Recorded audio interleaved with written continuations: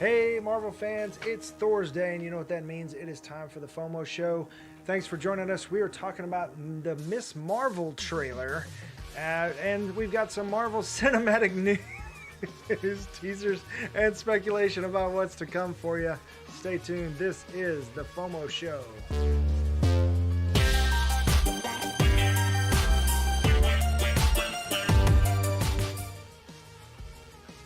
Hey, I'm Dylan.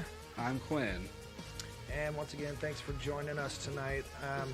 Whether you're joining us on Facebook, YouTube, Twitch, Twitter, Trovo, or hopefully TikTok soon, please like, subscribe, and hit the little bell icon so that you know when we drop new videos, when we go live, and all that jazz. So also, thank you for your support. And don't forget to check out the website at www.broken.picturesno.com. And yeah, don't forget in the chat our merch link there is dropped. You want to check out our stuff. So yeah, I appreciate that. Just a like and a share goes a long way. Appreciate that. That helps the algorithm and people find us and all that jazz wherever you're watching. Also, just stay healthy out there. Yeah, stay healthy. Because we may not be out of the woods, even though it feels like it. We're so close. So close. Almost there. Almost there. So with that, I'll pass it off to. Already? Dang, we got. Yeah, I drank an energy drink, so I'm like whoop whoop whoop whoop whoop. All Can't right. say wop. Not anymore. 2019, whatever. Cardi B ruined that. If you haven't left now, well, it's your last chance. I'm not saying leave, but please stay. Because, I mean, unless you want to be... Okay, let me start from the beginning. In this episode of the FOMO show, we are going to be talking about the Miss Marvel trailer. So if you haven't seen that, pause this, go watch that, and then come back. You have been warned.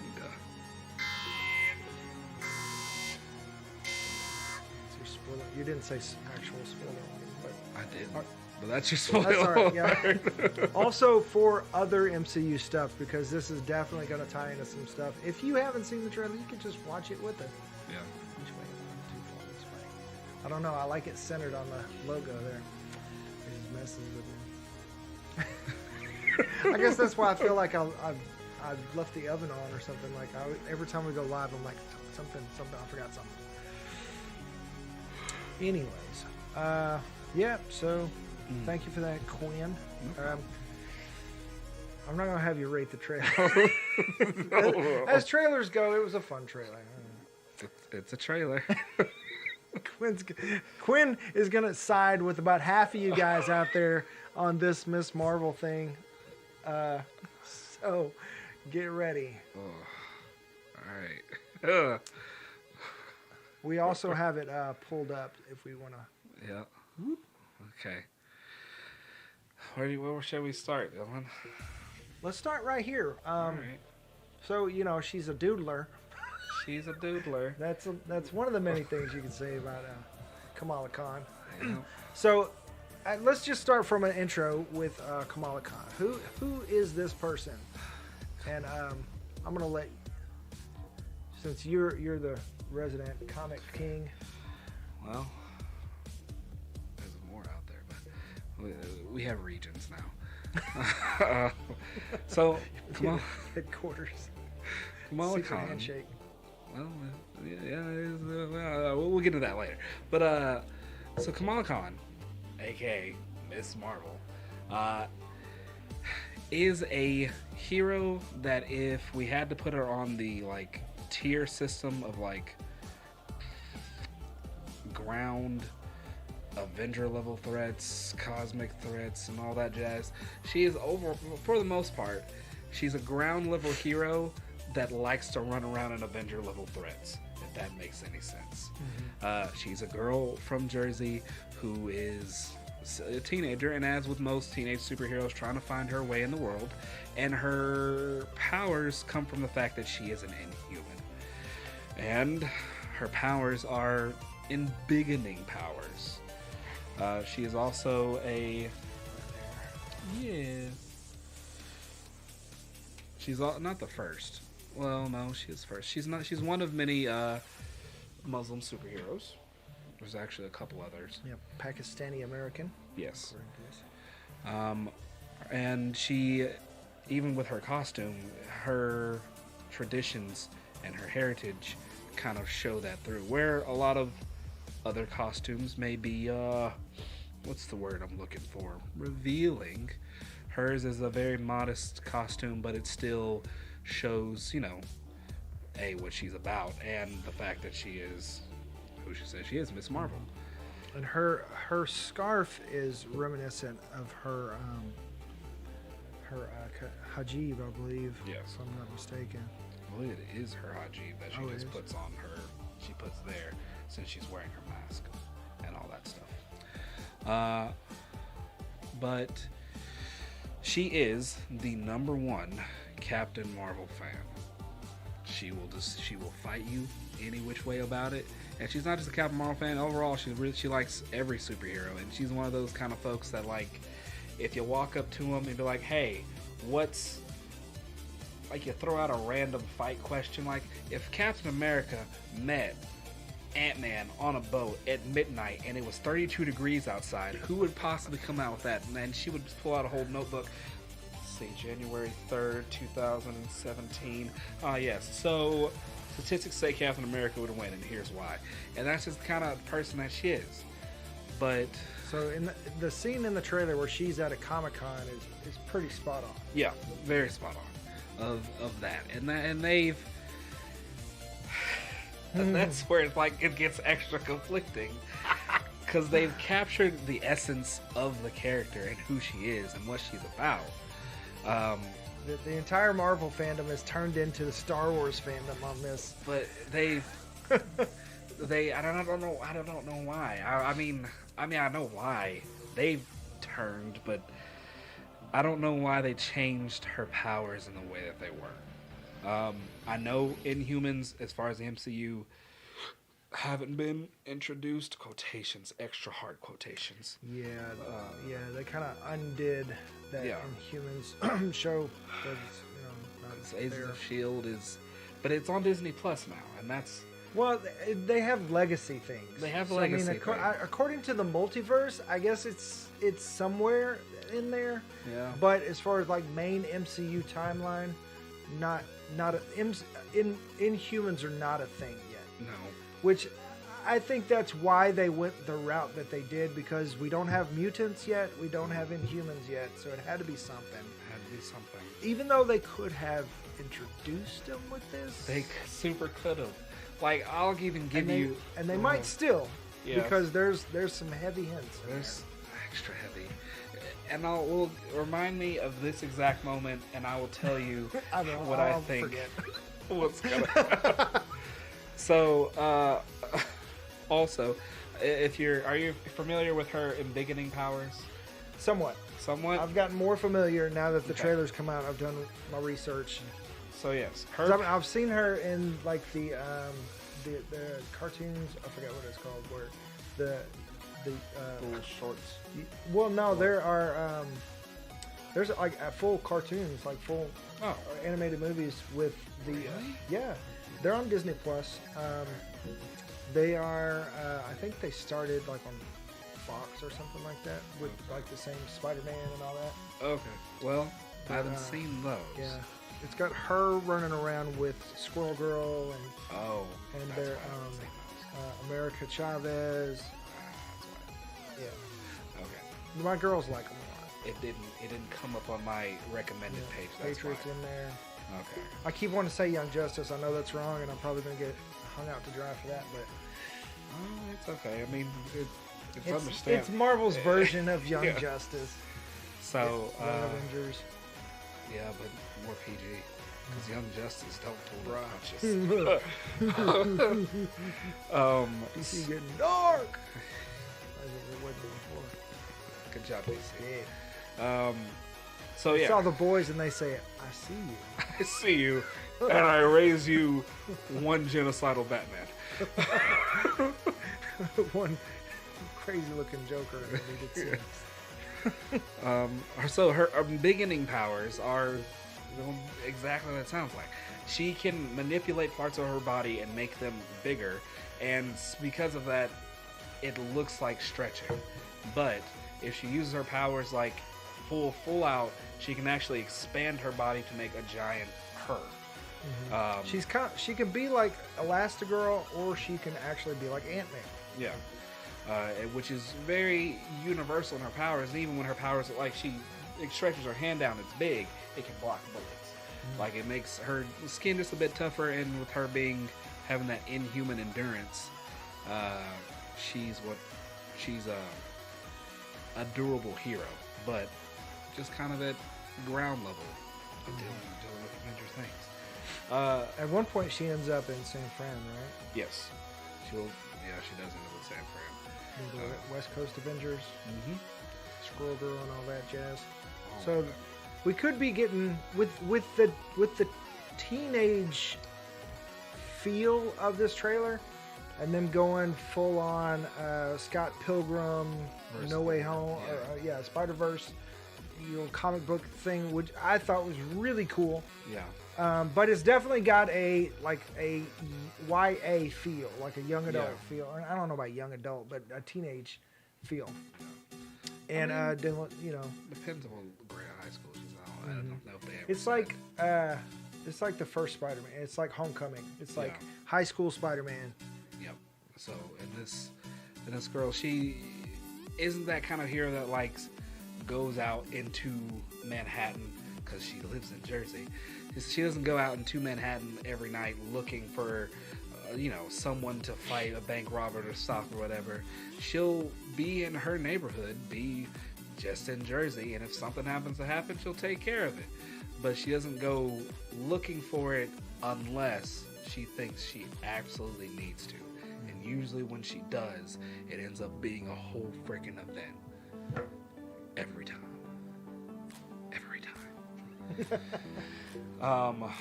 So another one of her powers is shapeshifting. Yes. Because when she first came out of the Terrigenesis. Terrigenesis. So within humans, just a little roundup. So the Terrigen mists, crystal breaks, and this mist comes up and activates DNA in your body that was like Kree. That's dormant. That's dormant from the Kree, and which we have seen those, like Ronan the Accuser. He's a Kree extremist. Not all Kree extremists, but pretty much. It depends if they can get away from the Supreme Intelligence, because the Supreme Intelligence will be like, yeah, I'm your mom, and I need you to go commit genocide. That's right. All those people in Captain Marvel, where she was, are Kree. Yep. So she originates like in Kree. Yep. And then Nova Corps and all that, or not Nova Corps, but what's the star? That's the star on her chest. It's a Kree symbol. It's a Kree symbol. Okay, yeah. I thought there was a certain name for it. There is. I just can't. You asked me. It'll come back. It'll come back.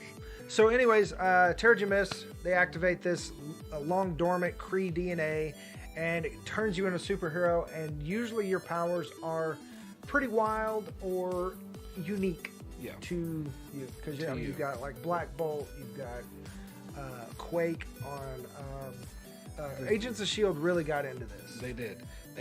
Because Inhumans was coming. They were. And originally, Inhumans was supposed to be, I think, phase 2, and it was going to be a movie, but then for whatever reason, it got turned into a TV show, and which was a whole different division of Marvel, which is why it isn't really considered canon. Not anymore. Yeah, which they just swept that under the rug. Super hard. So we don't technically have. I mean, there have been some appearances of mutants in the MCU so far. Quotations. Yeah, like Red Guardian, the guy, when he was arm wrestling, he broke his arm. Yep. He was Ursa. Yep. Turns into a bear. Yeah. Which Shang-Chi. is unconfirmed, but technically the first mutant in the MCU. Shang-Chi, the fellow he was facing, what was his name? Razor Fist? No, that's Razor Face. Razor Fist. Yeah. Was it really Razor Fist? Yeah, Oh, Razor man. Face is from Guardians of the Galaxy. Taser Face. actually. Taser Face. Taser Face. Horrible Yeah, name. that guy. Yeah, no, Razor Fist, he's a mutant quotations. Because they're not saying the word. They're just throwing these guys in here and Yeah, saying... and even Scarlet Witch, they kind of retconned that there was dormant genes that were activated.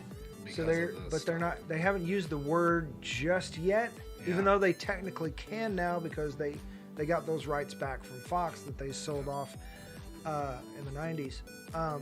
But they haven't been introduced yet, so we don't have any way to kind of make her become embiggening unless there's like some other way, which they want to tie her into the cosmic and to Captain Marvel and to Photon, and so they're trying to lean her powers into that type of thing. So it looks to this is my take on it. So it looks to the common viewer like she belongs in that group, and her powers originate from that same type of thing.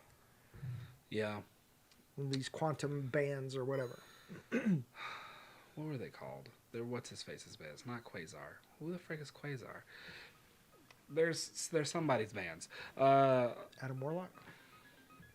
I mean... Well, if they are the quantum bands like have to choose you type thing.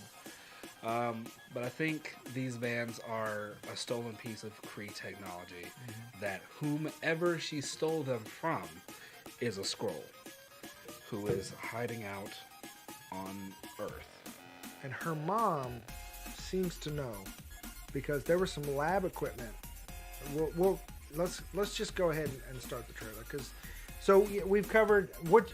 So I know I told my take on her powers. You want to go ahead and do your rant?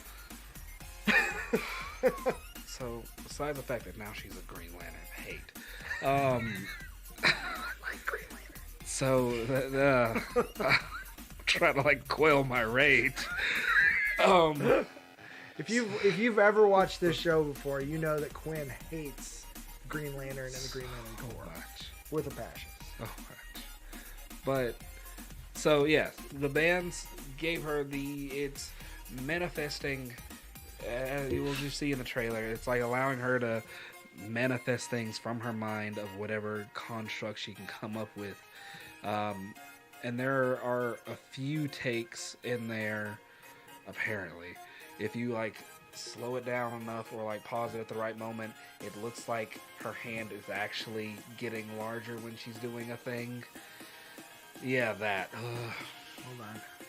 So this is a cut. This is a take from the trailer where it looks like her body is elongated, which is one of the main things she does with her embiggening power. But she has the bands on, so I just think that's an energy construct. Very possibly. But those are her feet, though. Those are her feet. Well, so even when, like I don't think the energy's like... I think it's making a construct of her around her to do the thing that she needs to do, if you get what I mean. Like, it's reacting to her conscious thoughts. She's like, I want to jump over there and slam down with some energy. And it's like, okay, let's do that. And so just like the Green Lantern ring, it is activated by your own imagination. Yep. It's only limited by your own imagination. Yep. Hate. At any point, if she creates a racetrack and defeats an enemy, so done. I'm out. She's very close to it in the trailer alone. But That'd with be a her, hilarious callback. I think that the band, she could not use these bands if she didn't have Kree DNA in her blood. Like, I think it's still that whole thing of, like, there's dormant Kree DNA in there because it would have to recognize a Kree to use it, which is why one of the reasons the Skrull we see it didn't activate when she puts it on. Because we'll get into that later. But yeah, and so because of that, it's confirming that, like, inhuman DNA is out there in the world without saying it. And then either if at the end of this show or in the Marvels, she will lose those bands and then go through Terrigenesis. That's what I'm hoping, is that this is just an intro and they're just like, okay, we're gonna just leapfrog into that. Yeah. Because we don't have it just yet. which I don't know why they couldn't just introduce it in this, except for maybe a lot of people would be turned off that she's Muslim. Oh, I don't know, a lot of the wrong people. Folks who are... But, go ahead, sorry. Yeah, or that it is too younger oriented for some people to watch it. I think folks who are going to watch this show are going to be a fan of the hero. They know that with this show, they have the audience that they're trying to reach, which is around this age, even young adult, I feel like. And it's a show that will introduce a new hero and world build for another, if that makes sense what I just said. Yeah. Okay. Because that's kind of my issue with when they bring characters from the page to film, and they make these changes. But Miss Marvel is one of those like cult following figures that, like, she's so new. She's only a few years old. Yeah. And she's a really relatively new character, and she's got such a hardcore following. It's like, why would you change what the fans love? Because you know that people are hardcore. Like, even now more than ever. Like, so like there's talk that, okay, well, Kevin Feige was a producer on the X-Men, right? Mm-hmm. And he learned a valuable lesson with the casting of Hugh Jackman, that he was too tall, and a lot of people got upset. He was too tall to be Wolverine. But he turned out to be the best Wolverine that we've ever had. Nobody wants anybody different, except for, Scott Eastman. But some people are very, very up in arms about it. He's played Wolverine for over 20 years. And so he learned, Feige learned a valuable lesson that, details like that don't really matter like you think they do. However, 20 years ago, when X-Men came out, it's a whole different era now, with the internet and people like us going online and stating their opinion, and opinions are more hardcore, more formed, I think. Whereas like back then we were just happy to see him on screen. Who cares if Storm says a stupid line about a frog? Or if her hair looks like shit. It's Storm. It's Storm. You know what I mean? It's like back then it was just like, oh my God, I'm just so excited. We didn't care, by the time X3 came out and it was crappy. It's like we were just still happy to get the X-Men. You know what I mean? Nowadays, it's like, we know you can do better. And in 2 years, you're going to give us another one, because we've got 3 Spider-Men in the same freaking movie. Yeah. We're spoiled. We're spoiled. We are spoiled. And so, like, I think that the standard is a little higher than it was with Hugh Jackman 20 years ago. If he was cast now, there would be a big blowback, I think. If he never came before, yes. Mm-hmm. Yeah, I think that's what you mean. Yeah, if he never came before. Yeah, if he never came before, yeah. So, and that's the unfortunate the world that we live in. Yeah. And I'm not saying that I dislike the direction that the show is going. I think the show is going to be very nice. Is it going to annoy me to no end of her powers? Yes. But like I said earlier, they've gotten so much more of the essence of who she is as Kamala Khan that it may counterbalance it. Yeah. I think that if you're going to refer to the Hugh Jackman thing, I think that's where it makes sense, is that the actor personifies that character so well that little things like that you just kind of dismiss, like his height. I get that. Slightly. So yeah, I mean, there is some truth in that. Like Kamala Khan, like I forget her name, Iman. I can't remember her last name, but the actress. Yeah, so far she seems to like embody this character. Like, she is Miss Marvel. Yes. She is Kamala Khan. So just from what we've seen in the trailer, and I know they pulled a relative unknown, and I think she's a newcomer, so she must have really just blown it out the box for them because they could have cast anybody, Really and I'm could. sure they've got long arms to reach wherever they want. So, yeah, go ahead. Oh yeah. I was just gonna say let's watch a few seconds of the trailer, and see what then point out some of the major things. I guess. Yeah. We'll talk over it. Yeah, we're gonna have to talk over it so we don't get flagged here.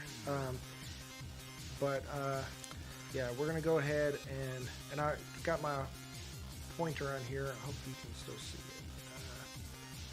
So that Pointer? oh, you can't see my mouse. Not good. But anyways, I was gonna keep it on there that way. Yeah. Okay. So I'm gonna turn this sound down just a little bit because we've got some big big music playing here. I don't want to get flagged on that either. I've actually never touched the screen. It's very weird. Okay. I've got a paper filter on it, so it feels like paper when you draw it. Oh. Hey. All right, here we go. All right, so yeah, we've got the whole Scott Pilgrim. Yeah. And I'm gonna have to turn it like way down because it's coming through. Oh, let me put the caption. I thought I had the caption though. Oh. There we go. All right. Super. Yeah. Got that little OtterBox? Not an OtterBox. What I call it, an OtterBox. Little drawn box. Yeah, the frame. Yeah. This guy who's dressed like he is a hipster that really likes the 90s, but is somehow the school counselor, talking to her. He's one of those adults that try to, be super cool. Be cool. And this, yeah, there it is. Okay, GWW, that is a reference to the creator of Ms. Marvel there. Yeah. I forgot the name. In here, no, not in there. All right. So, I get it. You get what? Yeah. So, Mr. nice little effect right there with the clock turning, and it kind of shows that she's kind of like, she's one of these people that live in her head for sure. So that, It's like the world's moving around her and she's staying still. So, nice little metaphor there. Sounds like some main character vibes to me. Yeah. So here she is. Kids making fun of her for being a superhero nerd. And that's, that's not so much today, I feel like. Mm-hmm. But in that world, world. I mean, even now, there's like some heavy hate against, MCU. It's like, oh, I don't watch that stuff or whatever. Mm-hmm. However, shoot, I just went blank. I just lost my film geek cred. Francis Ford Coppola, who did The Godfather, loved the Deadpool movie. Oh, so that's cool. So he thought it was awesome. And some big people coming out for MCU films. I forgot who it was recently. I think it was Jared Leto said that he thinks it saved theaters. It really did. Then COVID came in and said, I'm going to kill that. Mm-hmm. Yeah. All right. So on her shirt here, we've got the Wasp, Captain Marvel, and Looks like Hawkeye. No. Oh Ooh. shoot. Where'd he go? Okay, we'll just leave it right there. So yeah, it's Valkyrie. Who made the shirt? She made her own shirt. Okay, yeah. she made her own and shirt. they're wearing glasses, and it says something. I can't remember. It says something about time to learn or something. Time to. I forgot. It's too far away for me to read. So where her hair is supposed to be, I thought that was a quiver. So that's why I thought it was Hawkeye. Yeah. And then the glasses did not help at all. Yeah. So. Yeah, she makes her own stuff, and we see later in the thing that she made her own outfit for the Comic-Con too. Yeah. So yeah, that girl right there, where'd he go? Okay, this girl right here on the side, that is a comic book character that she ends up saving. So that's like the mean girl. Mm-hmm. And these are two of her besties. This guy right here works in the Circle Q, like their hangout spot, and he is kind of like her Ned Leeds, from what I get it, from what I understand here. Yes, cute Avenger Cersei, and there's her mask, her Captain Marvel helmet that she made. So yeah, I'm curious. So like, it seems like a lot of this Avenger stuff is like common knowledge, which the only thing I can think of is that when Black Widow dropped all the information on the net, that now there's like a whole fandom based around like, now they know what happened and what really went on. And Captain Marvel's been part of this since the 90s, so. Yeah, well, I mean, it's up to a certain point though. They don't know. No one knows That's what true. Happened. That was on, like in Winter Soldier. Yeah. The end of Winter Soldier. No one knows what happened with Killmonger and all that. Mm-hmm. No one knows what happened on Titan. They don't know what the Guardians have been doing, but I think it's also this show where you'll see like someone who's a Guardians of the Galaxy fan. No, you see. Oh yeah, there's Rocket Raccoon in the thing. So yeah. To a certain extent, they seem pretty familiar. So I think with everybody coming to Earth in upstate New York to defeat Thanos on Earth, I assume that there was some kind of capture, somebody videoed or something. I don't know. I think we even got close. Maybe news cameras were just out of frame or something. I don't know. Well, I think surely somebody was reporting on it.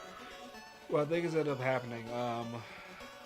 Or maybe it's just like YouTube and people are like, oh my gosh, look down the street, and people are recording stuff. On some of the stuff, yeah. But like that whole fight with Thanos, a civilian would have just got killed. For sure. I think we're not seeing it in the movies and not in the shows because they're focused on the story. But I think the Avengers are holding press conferences with like government-backed whomever, or they're telling the story some way, shape, or form. Of telling folks what actually is going on. Yeah, because everybody knows about Tony. Everybody knows about Tony. Yeah, everybody knows who Hawkeye is. Yep. I mean, there's the big Broadway play that they had a lot of details. Yeah, and you know what's funny is like when we saw Ant-Man in it, and it's like Ant-Man wasn't there. He was not there, but he was there through time travel. Get out of here! So somebody saw him and was like, "Oh, it's Ant-Man." Yeah. I swear to you, he was there. No, he wasn't. Yeah. So that's why Hawkeye don't remember him doing that. So there's in some way, shape, or form, there's either a news outlet, the Avengers themselves, or someone out there telling the stories of what's going on. Mm-hmm. Surely there's got to be, just like that one guy on Shang-Chi that is recording, is like, this, I used to do martial arts myself. And that guy's like telling Spider-Man to do a flip. There's got to be people out there that do YouTube shows based around what's going on with the supers or whatever, you know. Has to be. Mm-hmm. So I mean, she doesn't seem to be one of them, but surely, like, people are reporting on what's going on with Spider-Man, because all that stuff is common knowledge.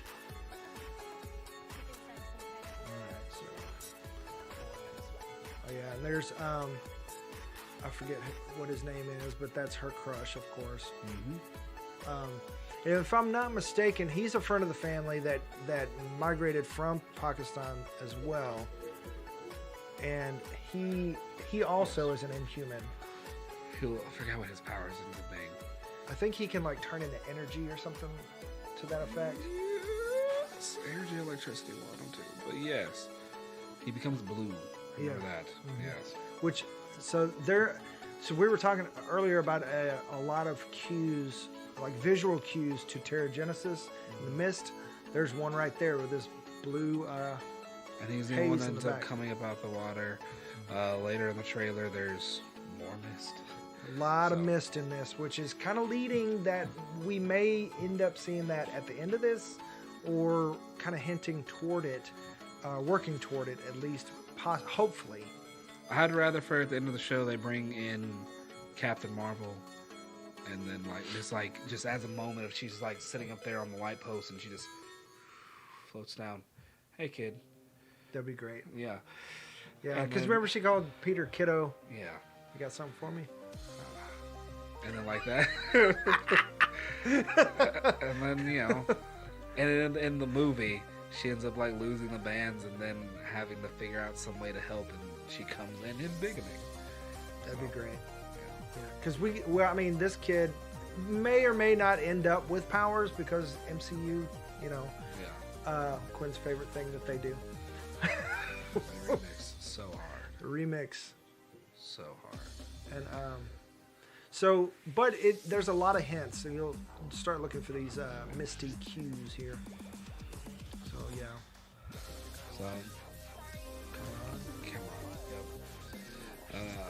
This scene right here is also reminiscent of the after credits scene from WandaVision, where the lady turned into a Skrull. Yeah, so I think that we're gonna see a lot because of the Kree connections. I think we're gonna see some Skrull connections in this, at least references. We're gonna see at least a Skrull. We're gonna see a whole 2 Skrulls. Whole 2 Skrulls. You're calling it?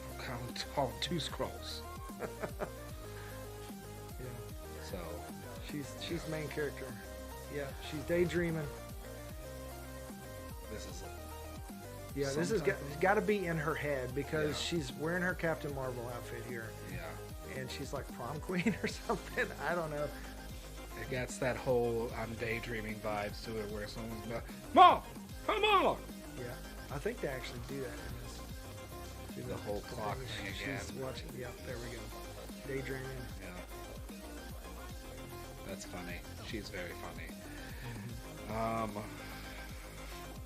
Hang in there, cat in the background. Typical school guidance counselor there. Boy, howdy. Takes you back. So, once again, so this is, I feel like the first few episodes, as it kind of always is with the TV shows, it's a lot about it's a world building for this story, and then the second half is like, all right, now here's where things actually are going to happen. Mm-hmm. And then it's going to be, you're going to have that mid-season thing that's going to be like, whoa. Yeah, we'll probably get a cameo, Miss Marvel at least. If not Miss Marvel, Monica. Yeah, come on, bring us Monica Rambeau. We've got to establish her more. Yeah. Because we haven't seen her since WandaVision. And she's going to be, as far as we know, she's going to be in the Marvels too, which is Captain Marvel 2, Part 2. So yeah, here we go. We've got Captain Marvel, I guess.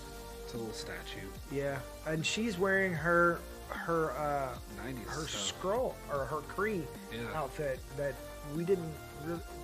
Did we see her wear that? We saw on Earth. Yeah. No.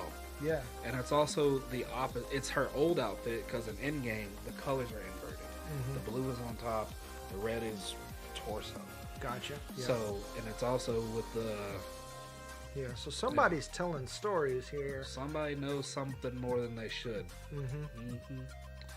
Mm-hmm. Or surely she's not visiting Earth more than that just to make a press conference because she just barely showed up for Endgame. What if you? All right. This is a rabbit hole. All right. We're not going any further after I say this. What if? Because this is just a slight multiverse of madness thought. What if Agents of S.H.I.E.L.D., yes, is off there. It's a whole nother timeline. But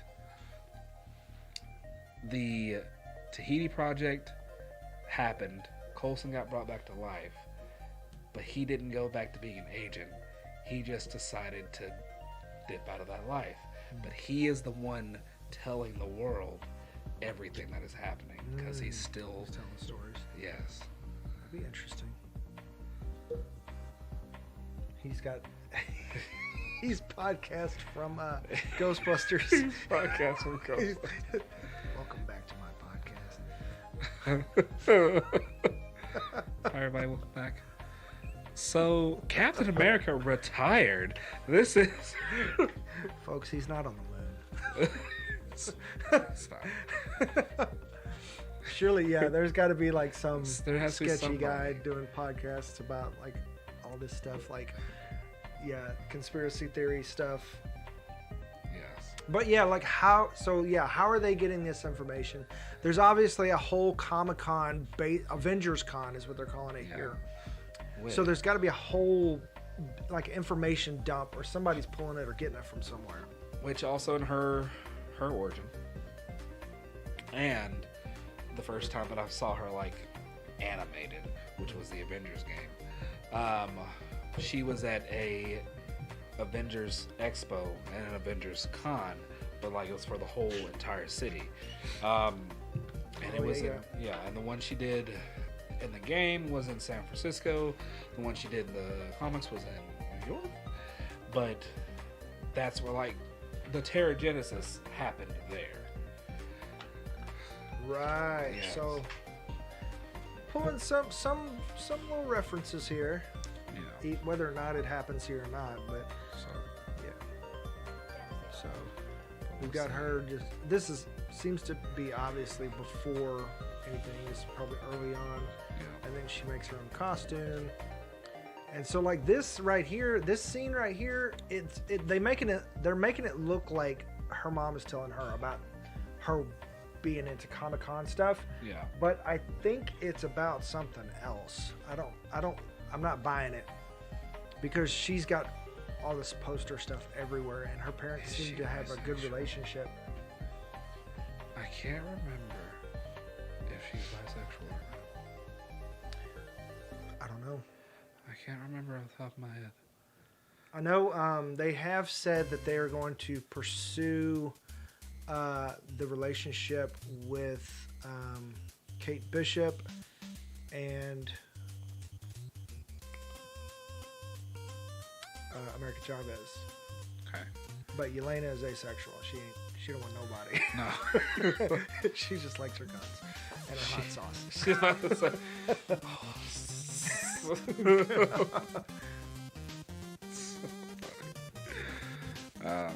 But yeah.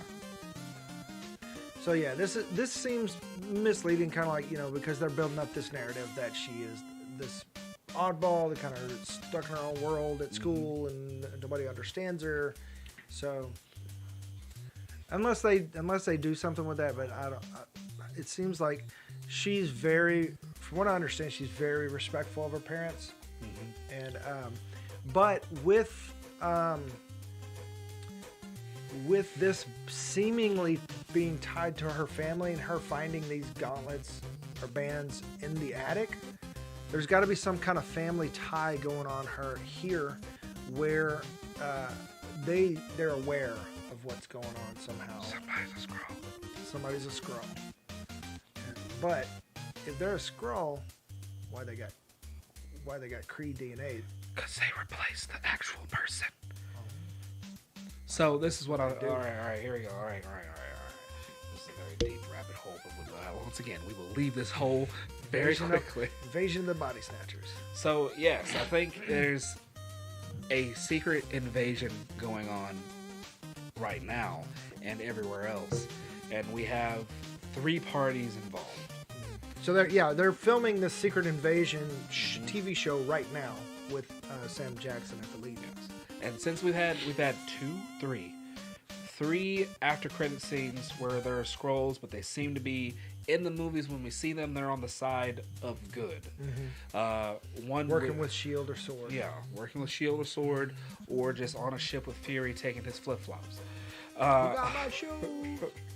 So it seems like there's definitely a good faction of Skrulls. Even in the Captain Marvel movie, we dealt with a faction of Skrulls that were all just like, we just want a home. Please help us. Yeah, like refugees. Yes. The comics is not necessarily like that. Nope, the comics is, that scene where they start popping up out the ground, they go, and just run around with maces and beating folks in the head? Yeah, that's a Skrull right there. What's a super Skrull? Wait till we get Fantastic Four. That's a super Skrull. Sure. So There's gonna have to be some kind of evil factions. Yeah. to get to Super We Skrull. get to a Super Skrull. Or maybe there's a huge betrayal coming, and that's too. where all that happens. But yeah, so there either could be a betrayal, and then the Skrulls switch sides, or we have good Skrulls, bad Skrulls, and Kree. So we know the Kree they're very self-interested. Yep. And the Kree are probably at some point I'm sure They've already got a bad rep with Captain Marvel. they got a bad rep with Captain Marvel, but they also, the only reason they haven't come back to Earth is because she said don't. So Marvel, or Jude Law's character, he was Marvel, wasn't he? no, Marvel was like the lady. Oh, yeah, her captain. Her captain. Yeah. That's right. Yeah. He was Von Yog. Yeah, Jon yeah. Bog. Jon Rog. Jon Rock. Yeah, which is a big enemy for her. Yeah. Yeah. Arch nemesis. Pew, Yeah. pew, pew. Yeah, so we'll probably see him pop up again. Yeah, he's got blasting chest. He's fine. But the Kree. He's a pink Kree. He's a pink Not a blue Kree. a blue Kree. For whatever reason. Or Valkyrie. Get out of here. They're the humans who have the Kree DNA, the failed experiments that they just haven't unleashed the Terrigenesis to make their army for. Which we almost got into with Eternals, but we didn't. Yeah. So, yeah. They're just like, we're going to touch this, but not touch it. I'm not touching you. Hardcore. Not going to go down that rabbit trail. So, but yeah, and I think these Kree only come back because they want their stolen technology, but then they're not going to realize, they already know they're on Earth. But the only reason Inhumans don't exist, I think, is because Captain Marvel said no. That is the only reason I actually think. Because if the Kree had their way, they would have made Terrigenesis happen for the planet so that they can start gathering up their little Inhumans for their army. Because all they got to do is pick you up, put you in front of the Supreme Intelligence, you go, wah, wah, wah, wah, wah, and they're like, sir, yes, sir. And you'll go out there and blow stuff up with your new powers. Yeah. I really hope that that's what they get into with the Marvels. Yep. That would be amazing if they kick that off.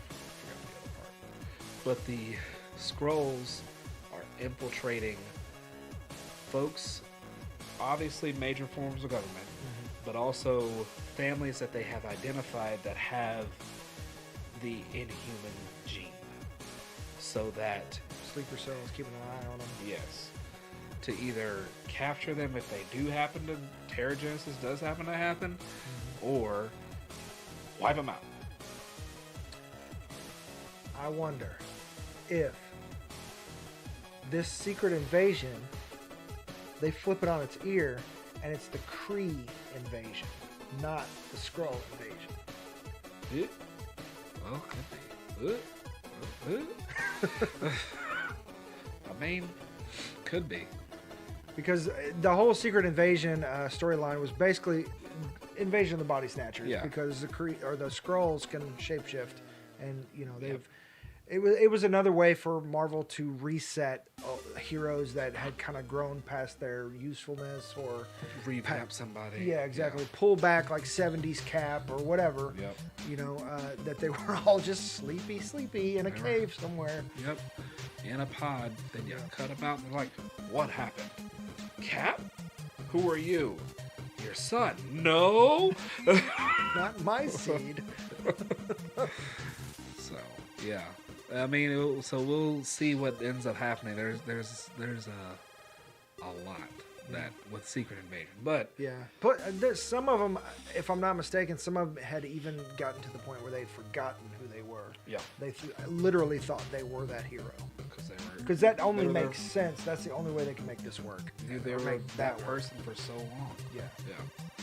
Even after some of them transformed, like there's a really famous cover of it where you have the heroes, like the Skrulls, like are the heroes, but like they're kind of like this alternate costumed version of them, where they are still still acting like that hero, but they're in their scroll form and they've changed the costume a bit to their liking, if that makes sense. So that it's So it wasn't all bad. Like not all of them were evil, but no, but you definitely have those extremists. yeah, for sure. So All right. let's skip to the part with the powers. All right, so yeah, there's her in Jersey. Okay, so Here it yeah, is. there.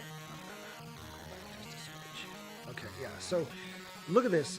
I know it's dark, but we've got like a lab coat, and we've got some sort of like experiments looking stuff right here in her.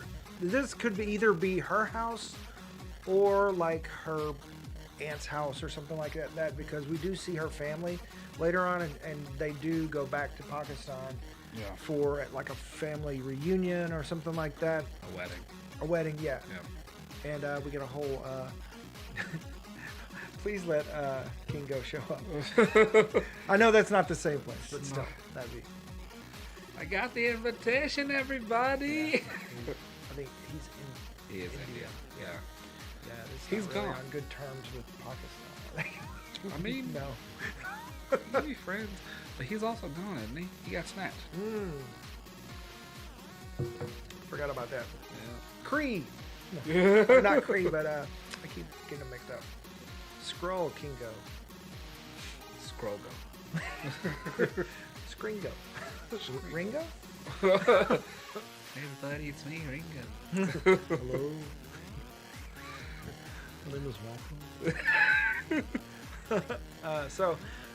So there's got to be some, like this right here is purposeful placement, and there's something alluding here. Just the fact that she finds, there's better lighting. She finds the bands in the attic, in somebody's stuff. Yep. Somebody hid them away, and it's got to be somebody in her family. Yep. Because later on we see, I think it was like one of the ladies from the wedding saying to her, like, you don't even know who you are, do you? Yep. So we've got her. Scroll. So even her touching the bands right now, like, they're already being activated by her touch. Free DNA. She's got the DNA. She's got it where it counts. Damn it, Dylan. So here we go. We see when she puts it on, her fingertip or fingerprint or whatever, maybe, I don't know. It activates, maybe unrelated, just don't know how she put them on. But yeah, we see it activate, and then It glow purple. yeah, And then she glow, her eyes glow purple. I mean, we get this, and then we get this. Who does that look like? That looks like Monica Rambeau. Upside down. Yeah, she's in the upside down. So yeah, that looks like what Spectrum or Photon, Monica Rambeau, when she passed through the hex, that's kind of what it looked like on WandaVision. Yeah. Also, very kind of reminiscent of the blast with Captain Marvel. With she got her powers from the Power Stone. No, not the Power Stone. It was the Space Stone. In the Tesseract. Space Stone. Right? Oh, is that what they did? So, but I mean, those being atomized and them, matter doesn't go away. They still got their powers. Yeah. And they still have them. But this could It be was connected to the Power Stone instead of the Space Stone, since it's purple and her eyes glow purple, just like in Guardians of the Galaxy. So, all right. Or What? the little clue at the very beginning where she's drawing Ant-Man. Huge ties to Quantumania. Ant-Man. She is literally going into the quantum realm. So we might even see ties to Kang in this. I don't know if it's a quantum bro. You don't I think so? think- It looks very close to It's- like when Scott was there. Yeah, I mean, I mean, look at that. The little waves coming off. yeah, they could. She could have just jumped realms. Maybe she has access to the quantum realm. That would be another reason why they gave her these type of powers, so that they could use them later on and have somebody that can jump back and forth without having to use machinery. Because we already know that America Chavez can jump. That's what I was saying. I think it'd be America Chavez would be the one to be able to do that. Can she go to the quantum realm? She can go where she, as long as she knows that it's there, she can go. She can open a portal there. She just, if she, like I said, if she doesn't know it's there, she can't go there. It's like kind of the same thing with Nightcrawler. He can't teleport somewhere where he can't see. Gotcha. Okay. But I mean, here we go, another potential Young Avenger as well. Yeah. Even though they said they're done with the Avengers, like technical the Avengers, Doctor Strange isn't an Avenger technically. I mean, we're branching out into the greater Marvel universe. She could beyond the Avengers. She could be in the negative realm. This might. She finds the Fantastic Four, and they've been locked away. That would be amazing. Like I want the whole. A while back, there was a pitch going around that I think it might have been John Watts who did the Spider-Man movies for Sony, and is also doing the Fantastic Four movie. If I'm not mistaken, his pitch was that we're gonna get a whole man out of time thing like we did with Cap, but with the Fantastic Four, where they were part of the original Shield with Hank Pym and all them, but messing with the realm and everything not necessarily the negative realm, but the quantum realm and everything, that they were trapped. And now that I mean, with the negative realm, maybe that's cosmic energy instead of quantum energy, and that's how they're imbued with their powers. And this, I mean, like you said, this could be the negative realm. And Fantastic Four is heavy, heavy, heavy in the negative realm. Too heavy, way heavy. Negative zone. Negative zone. They did a whole prison No, there. but at the same time, if that's where they're pulling the powers from, why would they want to build a prison there? Yeah. But, I mean, they've got the raft already. I don't know. Yeah. Well, they built a prison there, so it's not as easy to escape from. No one's escaped from it except that one time. But Ultron helped with that. What was the other thing? So I think this. Oh, that's what this is. I remember now what I was gonna say. This is. It's some weird thing. It's just my head brain talking. With her getting and tapping into like her DNA of being a Kree, and this is what ends up making the Kree come find her. Oh, so kind of like on the Ten Rings. Yeah. It summons something. Yeah. This could be one of the artifacts that we talked about. Could be an artifact. Yeah. Yeah. Go back and watch our stuff. Like our idea for what's going forward is like where we had the MacGuffins with the stones that they had to collect. Now there are artifacts that they've got to kind of assemble to push back whatever is coming what yet. from the distance. Yeah. But it's probably going to be something big and like... Yeah. And I mean, it makes sense that it would be like some kind of Cthulhu type character. Oh. Frick. I don't want you to... I don't want... Some kind of elder god, because they are like space demons.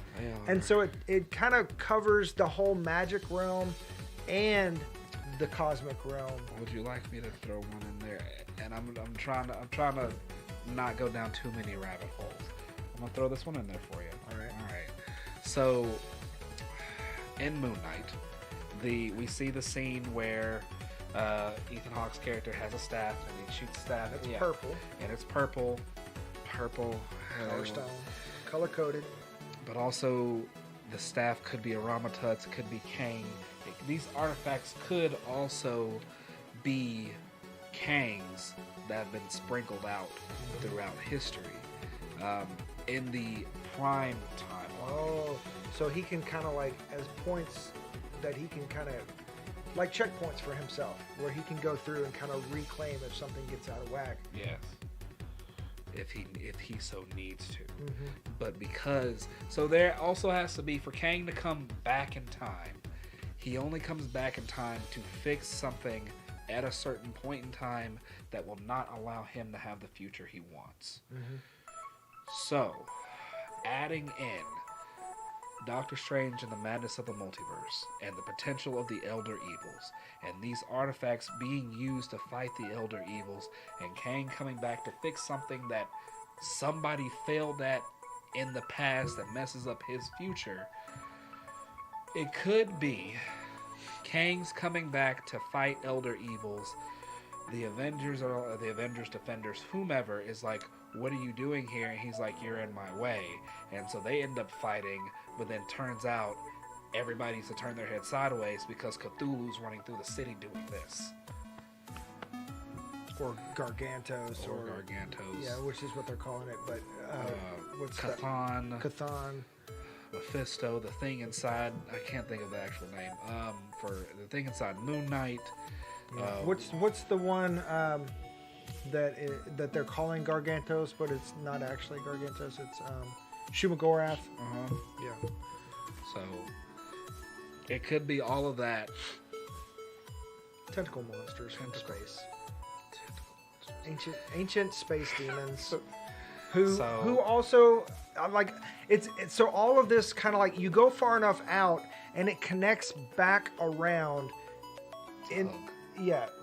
around the back door, and it's all connected to like the darkness, and you got, what'd you just say?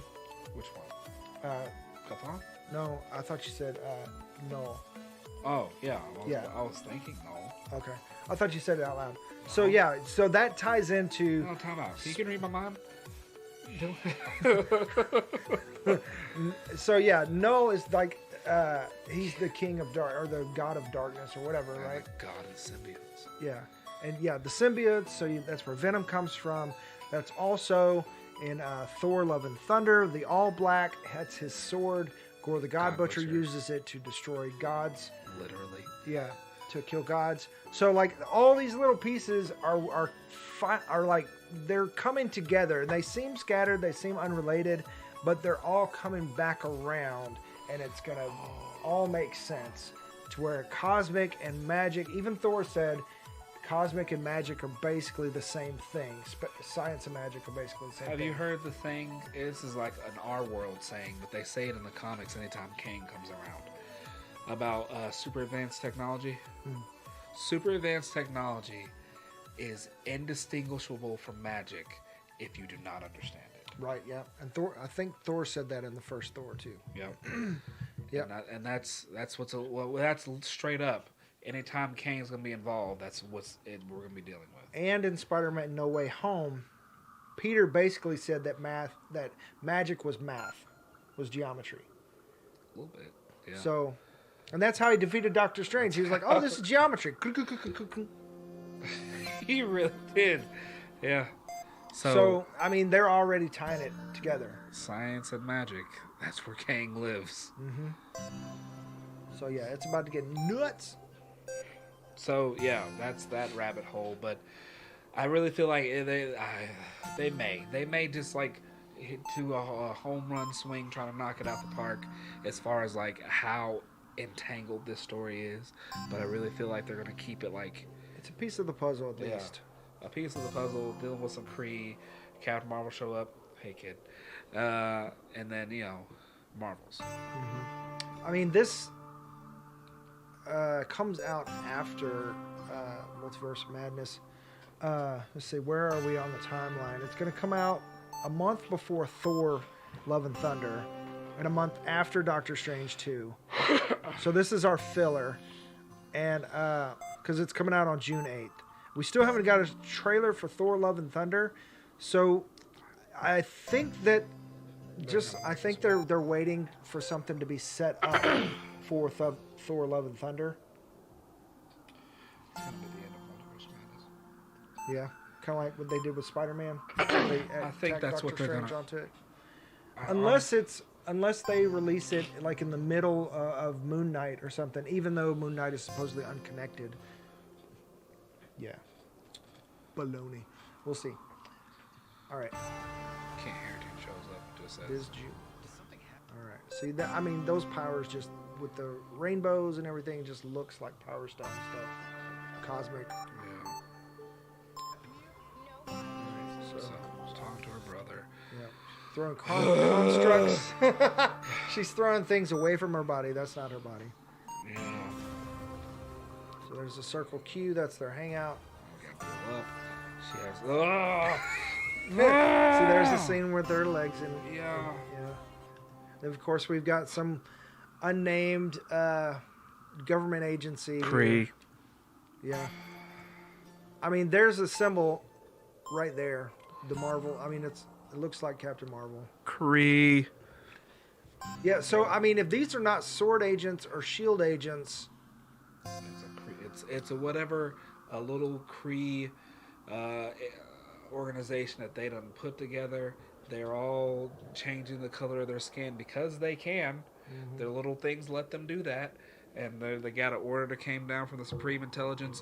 Another band has been activated. I need you to go get it now.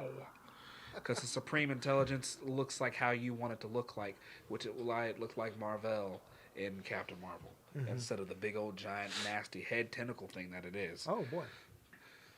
What? So, yeah. They're going in there. You got the black suits or blue suits. Nameless government agency. Some pocket outfit. It's another. So these folks, another huge mist here, and these 4 people, like, who do you think they are? They've got to be Kree or something. Yeah. It's just with the outfits that looks kind of like spacey. Yeah. And they look stuck up. So Kree. So there might be good Kree out there that's kind of like teaching her, or maybe they just identified her. If there are good Kree, they are allies of Captain Marvel. Because she would have, like, broken the hold of the Supreme Intelligence. And that's, like, her whole thing. That's why she's been gone. Because she's been fighting the Supreme Intelligence, not just dealing with random space adventures. Yeah. So, yeah, I mean, these could be the big bads that find her, and she's like, I don't know what this is, but I gotta fight it. There's some kind of cosmic powers now that were activated when she put the bands on. Yep. So, there's her running, and we've got her in Pakistan. Yep. We've So got right her there, fighting her friend. Or no, that's somebody. that's Red Dagger. Yeah, that's Red Dagger from the comics, right? Yep. We'll teach her how to fight. So that's neat. And he's in Pakistan. I mean, we could see the Urdu writing there. Yep. Yep. What did I used to know how to say in Urdu? She's embiggening her hand, though. Get out of here. That's a construct if I ever seen one. Hal Jordan sitting there, I know that guy. Yeah. So I think that was... And So, also in the background, see this lady? Yeah. That's one of the 4 people. So they're there. And it looks like that's obviously not the same location. No. So they're making it look like she's pulling it back from that punch right there, but obviously this is a different scene. Yeah. So whatever happens at the wedding, she's probably fighting another one of the 4, and this one is just getting up or something. Yep. Coming up behind, getting ready to put that knife in the bag. She'll be fine. Ooh, hope not. It breaks because of some cosmic force field on her back. I mean, yeah, and so in the comics, her skin is also like nigh impenetrable. yeah. Yeah. And I forgot to mention, like, I was talking about like the her becoming an Inhuman, and when she broke out, she actually took on the form of Miss Marvel. She looked like Miss Marvel for a bit. In her black outfit, you know, the one. We all know the one. Yeah. But then she realized The she one can that be. Rogue liked. Yes. But then she realized she can be herself, so she's like, "What do I'm never Rogue." Oh, yeah. Oh. Yeah, everything is nuts. Okay, all right, so, we just missed it right there. That was. All right. So yeah, do you even know what you are? Yeah. Excuse me. So I think this is one of her family members because we see her later on, or earlier, I think. It is her aunt. That's what I want to say too. So, yeah, I mean, there's definitely some family ties going on, but in the comics, like, her family's not aware of who she is. No, Right? she does super hard to keep them out of it. Like none of y'all don't need to know none of this. So it's all right. I'm going to camp. Goodbye. Yeah, super hardcore, like Peter Parker vibes. Yep. Which is fun. You don't get that much nowadays with superhero stuff. Yeah. Even Peter Parker outgrew Peter Parker. Yeah. That's why they keep rebooting him. All right, so you got to be something going on in the ties to these bands and some kind of family history. Skrull. I think she's Skrull. Skrull. That's number one. Very possibly. Here we're looking at the bands. We're dancing. We're in the subway. So yeah, this is the guy that like the family friend that becomes an Inhuman. And for whatever reason, he's not doing so hot, and her other friend is dragging him along. We may see a Terrigenesis in this episode because of this. That'd be great. So, when you go through Terrigenesis, no matter what injuries or sickness or whatever you had before, it doesn't exist anymore. You're completely healed, like you are starting a brand new life. Yeah, it's just like a caterpillar. They turn to goo inside their cocoon, and then they shut out, I'm a butterfly. All I can think of is A Bug's Life. Like, look at me, I've got the wings. Oh my gosh. Okay. Yeah, so we've got something going on with this guy, and of course I guess this is... That's her. One of her makeshift outfits before she gets her real outfit. That's what she's fighting Red Dagger looks like. Yeah. It's fine. Another cosmic explosion of sorts. Looks like her right over here. Yeah. And of course another misty scene. We've got the whoever this is, probably Kree. Yeah. And this is the friend. So I don't see his hand here. It looks like it's lit. I don't know if this is just an artifact from her stuff or if he's actually emitting some sort of power here. Yep. It could But be. yeah, this is like her legit outfit here, though. Yep. So this is like episode 5, 6, or whatever. How many episodes gonna have? Yeah. And darkest day is brightest night. All evil. Although who worship evil's might, we fear my power, Green Lantern's light. Ah, I'm so upset. Alright, so can't really tell anything. So yeah, her force field is getting shot up. So it's not like... Stop making her the cannon fodder of the universe. It's fine. Yeah, so then she realizes she's a superhero, and we get her sash. And then we get the iconic cover shot. Yep. Just like from the comics. So,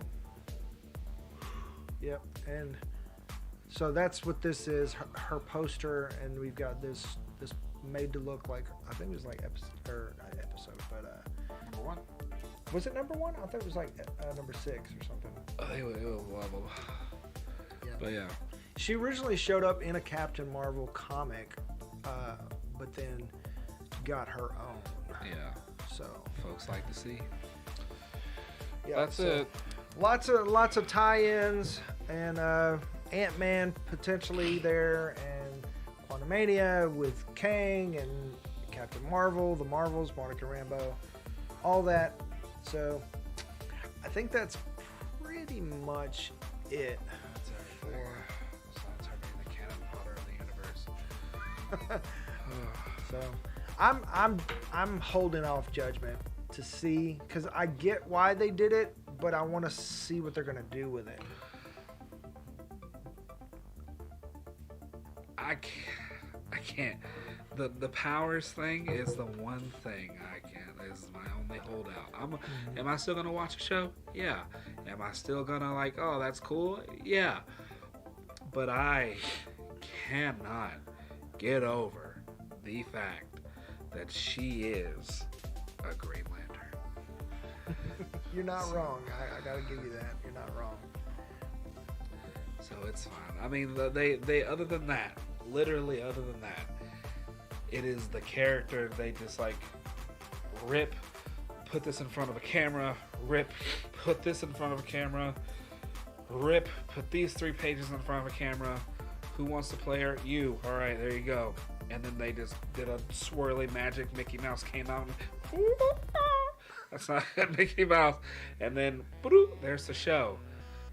But if it wasn't the MCU, like, I would have to agree with you. Yeah. But the way things tie together, I think there has to be a reason they're doing it the way they're doing it. Oh, it better be. Yeah. There's been a good reason. I mean, well, good is debatable, Yeah. but there's been a reason that they've done the things they've done with the characters. Who knows? They could give us a reason in a whole different movie, or they could give us a reason in Moon Knight. We'll see. But I will. What? I don't think she's gonna show up in Moon Knight. Oh, she won't show up in Moon Knight. The bands could, or another set of them. Something like. I got you. Yeah. Okay. So, but I don't think she's gonna show up in Moon Knight. No. I was like, that's what are you doing? That'd be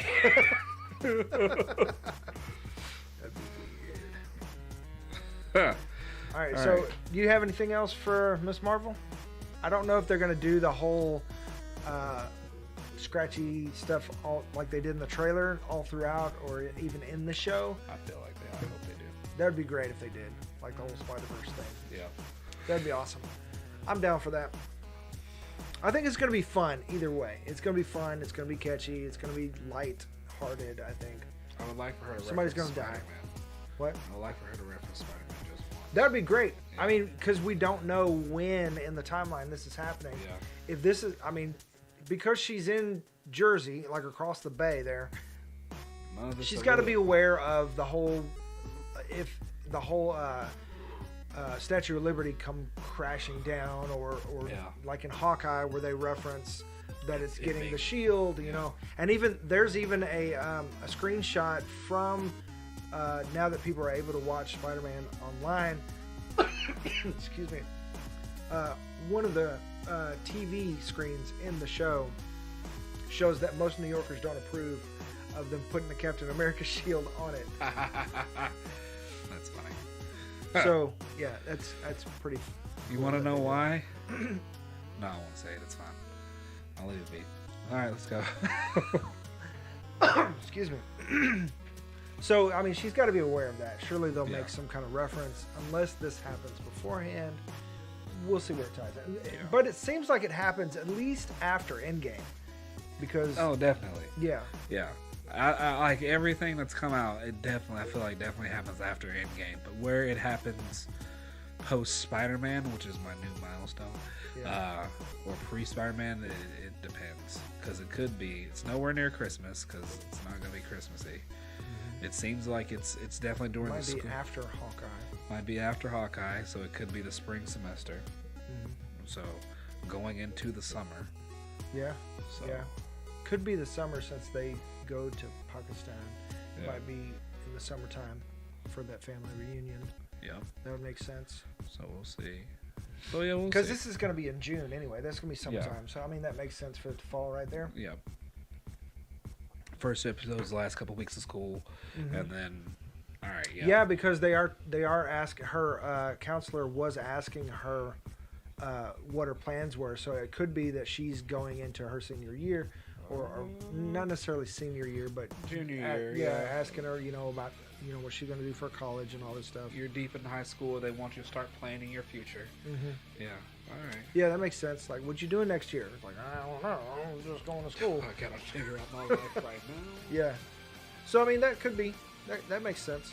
Yeah. All right. So that's all we got from Miss Marvel. Thanks for tuning in. However, we are going to get into the MCU news now, and since we have been out for a couple weeks, we do got a little bit to cover. So if you want to check out now, appreciate it. Appreciate you hanging out. See you next week when we cover Moon Knight, which starts next week. Wait, Wednesdays? Yeah, Okay. be on Wednesdays. And we record. Okay, all Yeah, we record on Thursdays. Gotcha. So yeah, let's go ahead and jump into MCU news. We're going to try to not get into rabbit holes, but I mean, it's going to be fun. There's some good stuff here. All right, so first off, Spider-Man No Way Home is available on digital. However, it was leaked. That's why they bumped it from like the 22nd to the 15th. So they let it release early, and it will be on disc. What was that? April 12th. Marissa Tomei, who played Aunt May, hopes that the multiverse means that she can return as Aunt May, and maybe even date Scott Lang. What is going on? I don't know. Which is funny to me because I think the whole reason they killed her off is because she was tired of being cast as that type of role and wanted out of Aunt May. So, I mean, it's like, okay, now it's the biggest movie ever, and you're like, oh, maybe I could come back. Maybe I can come back and be hot aunt for someone else. Yeah. Just not happy. Does she date Scott Lang in the comics? Like, what is that Scott Lang I don't know. Ant-Man I thing think that she just wants to get really close to Paul Rudd. Yeah. I mean, he's the sexiest man alive, so. Has he not aged? Who wouldn't? I watched This Is 40 last week, and I was like, that movie came out 10 years ago, Dylan, and he does not look any different. Nope. He drinks somebody's blood. I don't know whose. Drinking that blood. All right, so getting into Deadpool. We could have gotten Deadpool in the MCU back in September. Concept art release from Shang-Chi shows Deadpool battling Proxima Midnight. I'm putting the emphasis on the wrong syllable. Proxima Midnight in a cage match, which would have been amazing. I mean, it was just a little touch, but that would have made people go nuts. However, we do officially have a director. Sean Levy, who directed Ryan Reynolds and Free Guy and The Atom Project, has stepped into the role, and I believe that they also have writers. Because I'm pretty sure they had writers before, because Ryan Reynolds kept saying one of the reasons they were holding off is because they wanted the perfect story. I don't know if that was just pitching, like the direction or whatever, but they did announce that they have, like, I think it's 2 writers. I can't remember who they are, but official writers on the job now. So they've got, like, there's boots on the ground now. Yeah. It's happening. It's happening. Have you seen Free Guy? Yeah, it's great. It's really good. Have you seen The Atom Project? Not yet. I haven't seen that one yet. I've been holding off. It's going to Me be too. a family movie night. All right, so also, according to its producer, Moon Knight, which is starting on Wednesday next week, is taking the route of OG Tony Stark Iron Man by having no big ties to the greater MCU. They're kind of starting fresh, like in his own little bubble. Yeah, where he's not really...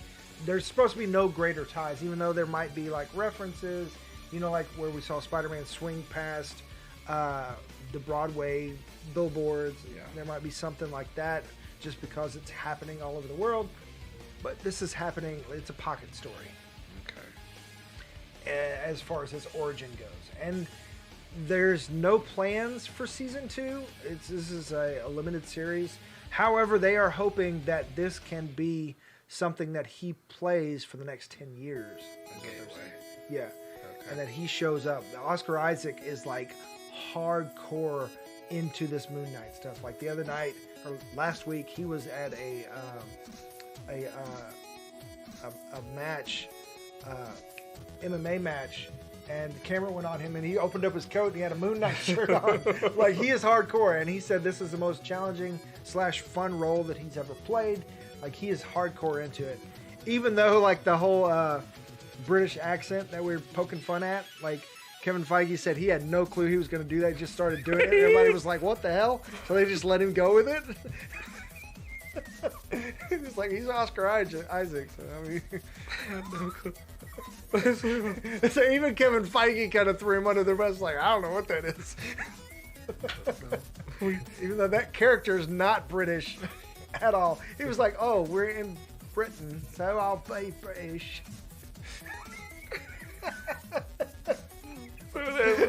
biting his thumb like, what's he doing? He is gonna pick this up at me. I'm about to throw a shoe at him. I see it now. So, also, according to Empire Magazine, the Illuminati is now officially confirmed for Doctor Strange 2. Everybody kind of assumed that was the Illuminati in the trailer, but now it has been confirmed. They call it the Illuminati in an image from a screenshot from the movie. Yeah. Stop telling me things. Oh. I warned you. Spoiler warning for the greater MCU.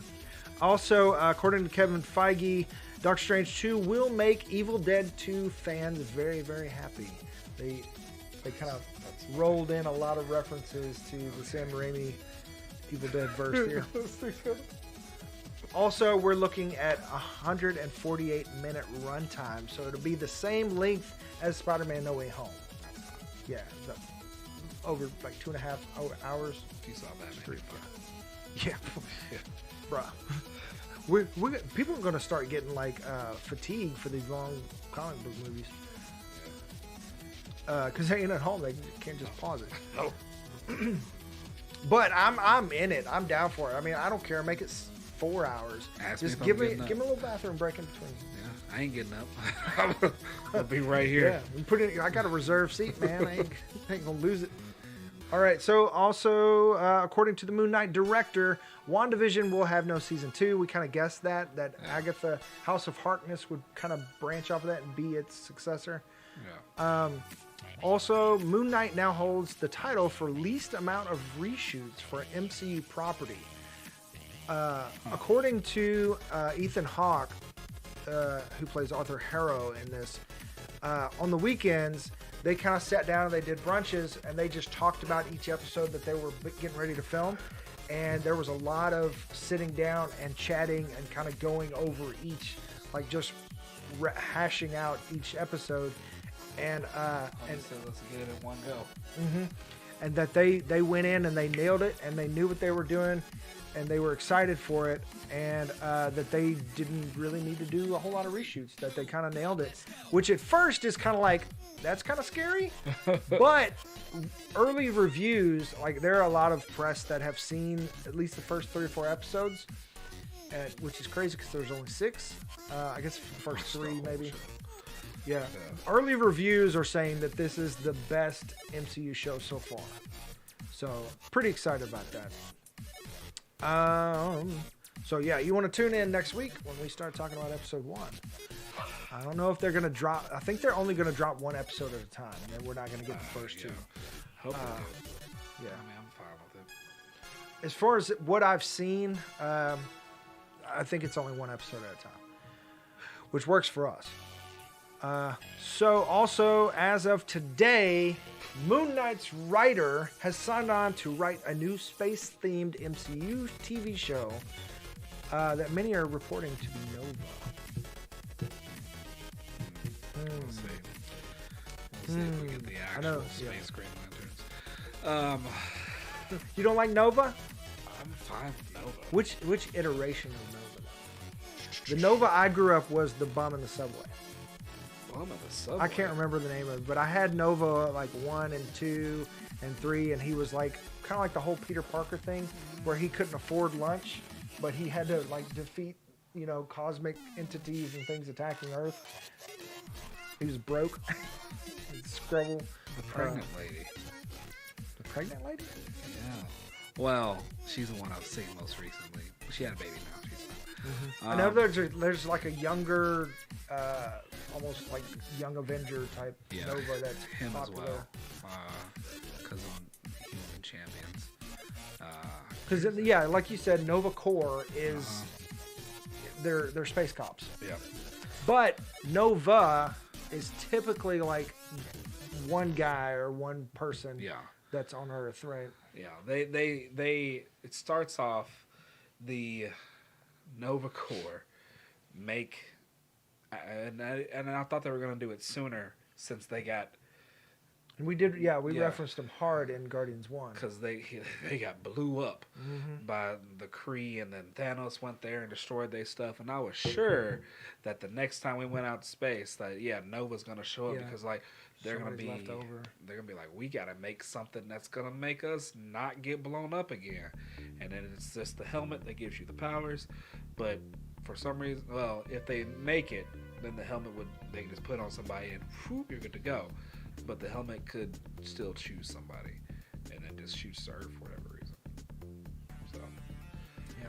So with them going the whole Young Avengers route, I would assume it'd be the young dude, Yeah. but they might go with the young woman, or who knows? who at this knows? stage. They could go any route they could, any route they feel A like. lot of different ones they can pull from. Yeah. Yeah, there's a big cult following for Nova. They've been talking about doing Nova for a long time. Yeah. Especially if they do Adam Warlock and all this stuff. Nova would be fun. So I mean, maybe Guardian 3 was supposed to kick off Nova, but of course, we got that whole James Gunn firing debacle. Boy, howdy. Yeah. Okay, so Christopher Abbott has been cast. I meant to look up where he was from, but he's been cast as the Foreigner in Sony's upcoming Kraven the Hunter movie. I don't recall what he's from, but do you know who the Foreigner is? Excuse me. Name's not ringing a bell off the top of my head. But Let's check this thing.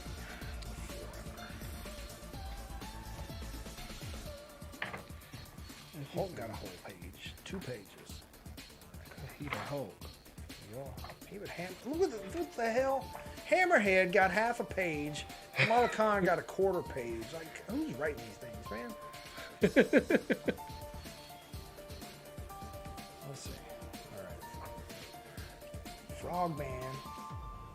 Nick Fury got half a page. All right. Foreigner. I'm gonna go back. All right. Fool Killer. Fool Killer got it just as much as Kamala Khan. Come on, man. FOMO. 50 State Initiative, Forge, Freedom Who's Force, that over there? Frenzy, Flux, Fool Killer, Force Works. Yep, I forgot. Nope, not in here. So nobody of importance apparently. At least we're not this iteration of this encyclopedia. Yeah, and this is the new one. This is 2021. Well, no one of importance. So yeah, so Kraven. yeah, Kraven the Hunter. They're supposed to be filming some car chase scene, and leaks are saying, rumors, leaks, whatever, are saying that Spider-Man has been seen in Kraven shoots. I really hope. Which Spider-Man? Andrew Garfield? Or I hope so. I don't know. okay. Because and it would be cool If they're if they, smart, it's Andrew Garfield. Yeah. And it would be cool if they did this, and I think they're going to start doing this with Andrew Garfield a bit more. Kind of giving him, giving the villains the movie, but he ends up showing in there to where the villain's still the antagonist, and he's the protagonist, but the villain is the main character of the movie.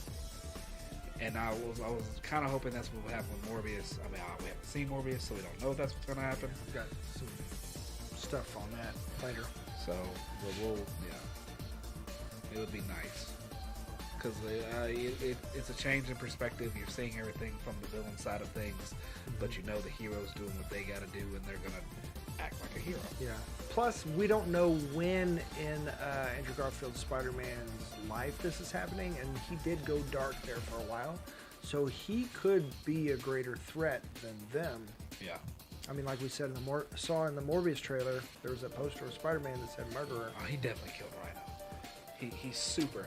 He threw that thing at him He threw it at him, got it open. Whop, whop, whop, whop. right in front of that whop. kid. Oh, bro. All right, so also, beloved alligator Loki will get his own 12-part comic series. Yeah, so congrats, alligator Loki. Why he's there, hopefully. Like That's fun. Throg. Hopefully he fights Throg. His adopted brother. It's really adopted there. Okay, so now we're getting into the rumors. According to multiple sources, fourth season of Daredevil is on its way very soon. Filming starting as early as this year. It's supposed to follow up the Echo series, is what I'm hearing. Okay. Whether it's tied to the previous series is up for debate. However, according to Production Weekly, it's labeled the Daredevil reboot. Okay. So it may or may not actually be the fourth season. Maybe just another first season. It's a reboot. And we know this month we got all the Netflix series on Disney Plus. Mm-hmm.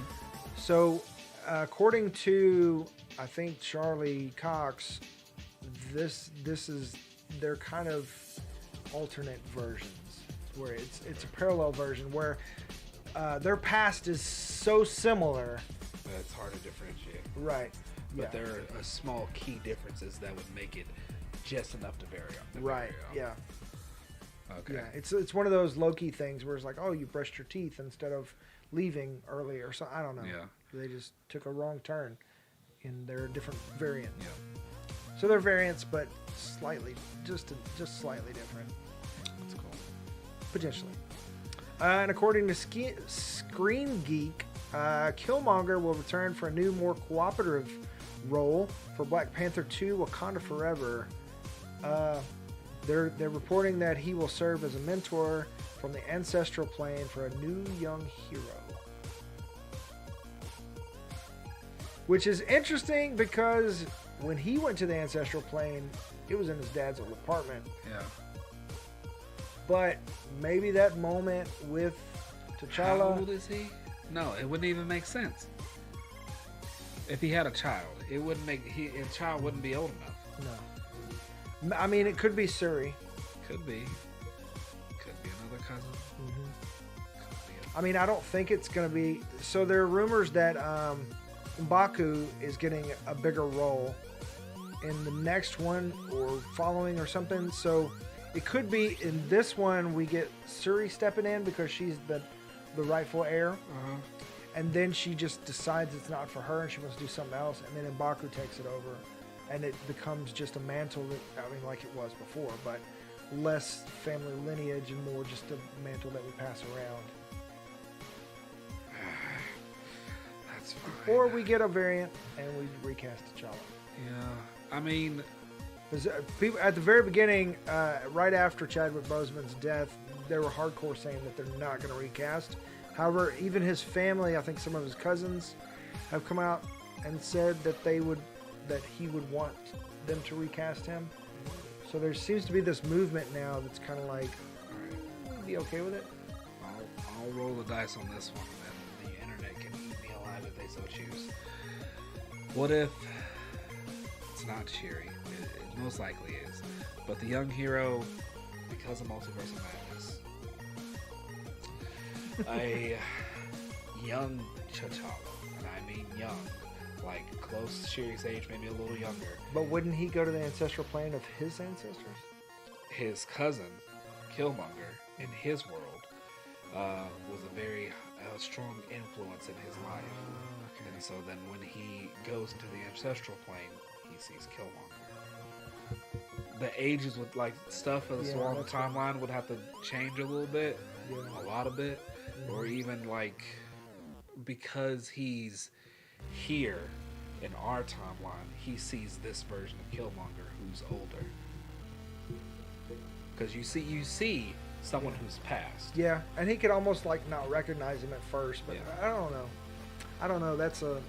Because why would Shuri see Killmonger? Yeah, that's true. I mean, yeah, because she would obviously see T'Challa. Yeah. But why? Or her father. And the implications of T'Challa not being an ancestral plane are great. Yeah. It means his soul's trapped somewhere else. Yeah. Are we putting him in the Soul Stone? Like, what are we doing?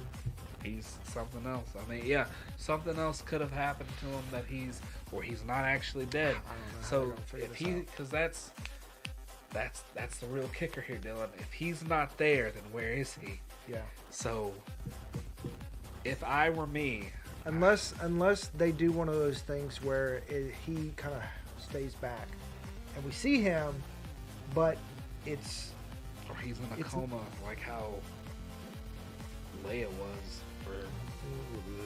Yeah. But I'm just saying, like, okay, say Shuri goes to the tree, and we see all the Black Panthers, right, in the tree, and remember one comes down, and she's expecting T'Challa, but it's Killmonger. She'd be pissed. And so then, yeah, but then you can kind of like play with that about, hey, I've made peace with this or that, and T'Challa asked me, like, and he points back, and one of the Panthers, you don't have to see actual T'Challa, but just one of the Panthers, yeah, like T'Challa back there hanging out, like he's there, but we never see his bodily form. I think the only way that instead of doing the whole, masking thing. I think that if they do Shuri, a way that she could get there organically, and this is trying to make it not seem forced, because it feels like that's what they're having to battle against, is not making things feel forced. Yeah. If she starts coming, we do the whole Luke Skywalker thing. Yep. Oh. She starts seeing things in Killmonger's light. Like the whole thing of like Killmonger was right, and she starts going down that path, especially after T'Challa dies, she gets in a dark place. Yeah, that'd be interesting. She goes back and like she wants and then that's why she needs to speak to Killmonger. Yeah. Because he can tell her, look, I was misguided, I was wrong. Yeah. Which was kind of like, I get that, but that also kind of like lessens the argument where you've got the whole King Malcolm X argument set up in the first one. Kind of, I don't know, because if you look at the life of Martin Luther King Jr. and Malcolm X, like both of them they both admitted that they were wrong about the way they went about things. Yeah. So maybe they met in the middle. I don't know. So maybe it makes sense. Maybe we'll see.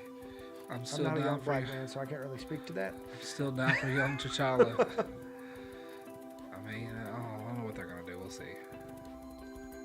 This is the one that one. All right. Yeah, there's a lot. Okay. So also, Secret Invasion, that we mentioned earlier, is currently filming. In a recent interview, Sam Jackson let a whole lot slip. What? Whether he did it on purpose or not, is debatable. He did say that Martin Freeman and Don Cheadle both would return for Secret Invasion. Martin Freeman? Who was he was in Black Panther, and he was also in Civil War. Help me out. I can't remember his name, but he was the military guy. The CIA agent or whatever? Yeah. Okay. The guy, like the British-looking guy, he isn't the British actor with kind of nose, and he shot the ship. He played Bilbo in The Hobbit, and he's also in Sherlock. With, okay, yeah, that guy. All right, yeah, the British actor with the big nose. His nose is kind of short. Gray hair. Yeah, flew the jet for them, fighter pilot. Yep. I couldn't remember his name. That's why I put Don Cheadle instead of Brody. I could have looked it up, but I was running low on time. Also, he did let slip that we would also see him, and I think we're going to see Nick Fury popping up a lot, like 4 different movies. Again? Yeah. Huh. All right. He's going to be in Secret Invasion. I think he said he was going to be in the Marvels. That would make sense. Yeah. And I can't remember the other ones, but I should have wrote it down. Also, a big rumor, according to a set leak, is swirling around that Emilia Clarke, who's playing an undisclosed role in this, everybody could just kind of assume that she would be a S.H.I.E.L.D. agent, which still can be true, that she will play the Skrull Queen Ranki. I don't know how to pronounce it. Ferengi. Is she Ferengi? But yeah, so still could be us. Yeah. Who in the comics? She's a scroll agent. Explain us. She's a SHIELD agent who is working with Fury as he figures out what's really going on, because he was like, oh, this is weird. Why are these people popping up and they're not actually the people that they used to be? Trying to figure out the secret invasion, and it turns out she was in his inner circle the whole time. Boom, boom. Which is why they were able to stay a step ahead of him, because he is dangerous. So yes, it would be very good. It would be very nice to see that turn if that happens. Yeah.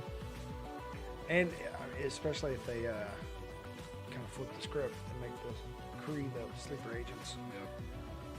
Is that Pepper? It's Rescue. Polaris. Oh yeah, yeah. Okay.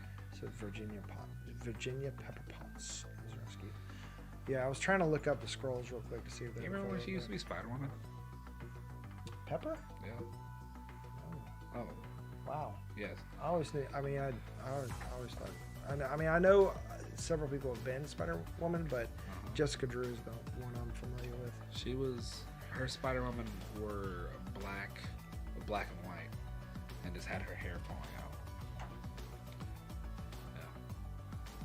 There's a lot of Spider people. Which in Iron Man 3. That's what I thought they were about to do. And then they didn't. It's fine. I thought they were going to make her.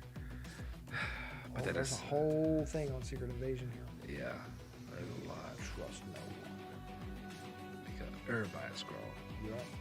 And then you get into Secret Wars. Oh, you didn't talk about the Secret Wars connection to Ms. Marvel. Did I say? I did say Secret Wars. I didn't mean Secret Wars. I meant Secret Invasion. Oh, okay. But yeah. So, but yep. That's it. Yep. Okay, so last one. This is kind of new information. So, according to Morbius's director, most MCU characters exist in the Sonyverse, and he even name dropped Spider-Man, obvious, but also Tony Stark and Fantastic Four. But what? But according to, so this movie comes out next week, right? This movie, first trailer came out 2 years ago, and all of the marketing has been saying, look how connected it is to the Spider-Verse, right? Or even the MCU. We've got Michael Keaton that featured heavily in the last trailer here, right? Yeah. According to people who have either seen the movie already or know someone who has seen the movie, they're saying that none of that is even in the movie. And Michael Keaton only shows up in an after-credit scene. I knew they were going to do that eventually. Put the after-credit scene in the trailer. But there were several scenes, different scenes. Yeah. So there, the consensus is that either it's such a shitty movie that they don't want it. that they're clipping its wings, Yeah. and they're cutting it out and just saying, hey, or it was fake all along for Just to over people- 2 years. Just to get people to go watch it. Yeah. That's annoying. Yeah, and that, I mean, remember how when Ana Armas wasn't in, I can't remember what movie it was. Some of her fans, she was in a trailer, and her scene ended up getting cut. Some of her fans sued that movie for false advertising. So that was like a recent thing that happened, and that's kind of like led the question with some of these misleading trailers. Where there are different types of misleading here, okay? Yeah. So there are ones where they fully intend to show this, and then later on it just gets cut, right? Yeah. A lot of things get dropped on the cutting room Too far floor. And then there are some, like Marvel has done, where they film scenes specifically for the trailer, That never just to hide used. plot points Yeah. or mislead. That is different than if this is Yeah. no connection to the Spider-Verse. Sony Spider-Verse or the MCU whatsoever. So I think, even though he name dropped Venom, we saw the Spider-Man poster, we saw Michael Keaton's Vulture, which is an MCU tie, and we've got the director name dropping big MCU properties, and there was a Jared Leto packet or whatever that they released where he was saying, "Oh, we're in the multiverse now. We're all connected. You don't know who could pop up." So they've been leaning hard into this, and now it seems like it was fake all along, or it's just such a shitty movie because critics are ripping this to shreds. wow. But my point of view was Venom was shitty too, but it was fun. Yeah. It wasn't a good movie, but it was a good movie. You know what I Yeah. mean? The critics ripped Venom and Venom 2 up too, but it was enjoyable. It was a lot of fun. I liked it. I think That's what I was hoping is just like this B-rate crazy vampire story. yeah, which I think it's still gonna be. Yeah, you see in the trailer where he's like, "I am Venom, brother," you know, whatever. And just being silly and having fun with it. So I think honestly, I think they could be lying us that it isn't connected, and it turns out we get a whole 2 Spider-Man. We won't get 2 Spider-Man. That's weird, but it could be, maybe, or I think Jared Leto keeps getting the. And that's another thing. It's like, poor Jared Leto. Like, this is the second major comic book character that's kind of been left on the cutting room floor. Yeah, he keeps getting the shaft. And he's getting the bad rap. And that's, I mean, the man is talented. He is. Any way you slice it. I mean, he's an Oscar-winning performer as far as movies go. Dude has got Grammys. Like, I love 30 Seconds to Mars. It's like, I think it was a couple weeks ago. Someone said that they saw the footage, the footage that they didn't use from the Suicide Squad, and they said it was like really good, just for like as far as like the Joker. people are still pushing for the Ayer cut. Yeah. 2 Jokers later. 2 Jokers later. So I think it's one of those things where there's like even, and sometimes they just do it for whatever reason. I don't know why. Like even the newest, I'm DC for slightly. Batman, like the director, Warner Brothers, everywhere that could possibly release this deleted scene, released this extra deleted scene today that you sent us, and it like showed. For me, it felt like the whole movie just became different. Yeah. Because it gave us what happened in his year 1, which was he fought Red Hood, and Red Hood became the Joker. Think so? I mean, he says it's their year anniversary, and he is jacked up looking. Yeah. So either, and he only gets, I mean, Definitely, it brings a whole new context to the film. yeah, and so that scene. Spoilers for Batman. And so that scene where like Riddler's in there in the prison, and then we Tread lightly. all right, when we get the whole thing again with the guy, I'm like, so it makes it. We still haven't done our review. I need to see Yeah. it again. Is why I've held off on the review. So I mean, steel trap up there. It puts a different context on a couple of relationships, and it's a scary context. It's nothing fun. It's actually very troubling, and I'm like, oh, you're gonna get beat with a crowbar. You're either gonna get beat with a crowbar, or you're gonna get someone beat with the crowbar. And that would kind of also lead into like some like why he's still got such fresh rage too. Yep. Oh man. Yep. That's so much. Vengeance. How you feel about that, Vengeance? Anyways, so either this movie is just a shitstorm, or they're hanging it out to dry, or they purposely misled everybody. Because, and what makes me think that it's a shitstorm and they're cutting it out, they're just like, oh shit, well, we spent all this money, got to release it. And we'll just see how it does.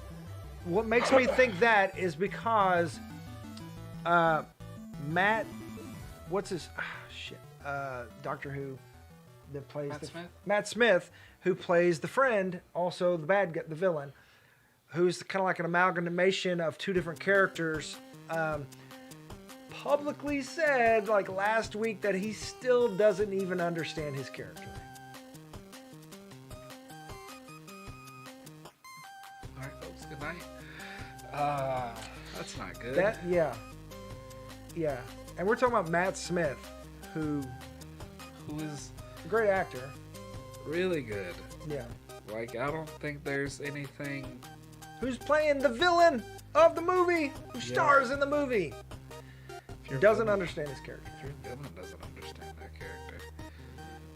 I don't. Does he just not get comic books, or is he just being an asshole? He's about to be in Game of Thrones. I think he gets it. He gets that fantasy, not real world stuff. I mean, he was Doctor Who. He was Doctor. He understands fandom. We were this close to getting him as young Palpatine. That's right. He was supposed to be in that. I think he got cut. Yeah, and it did. They keep taking nice things away from us, Dylan.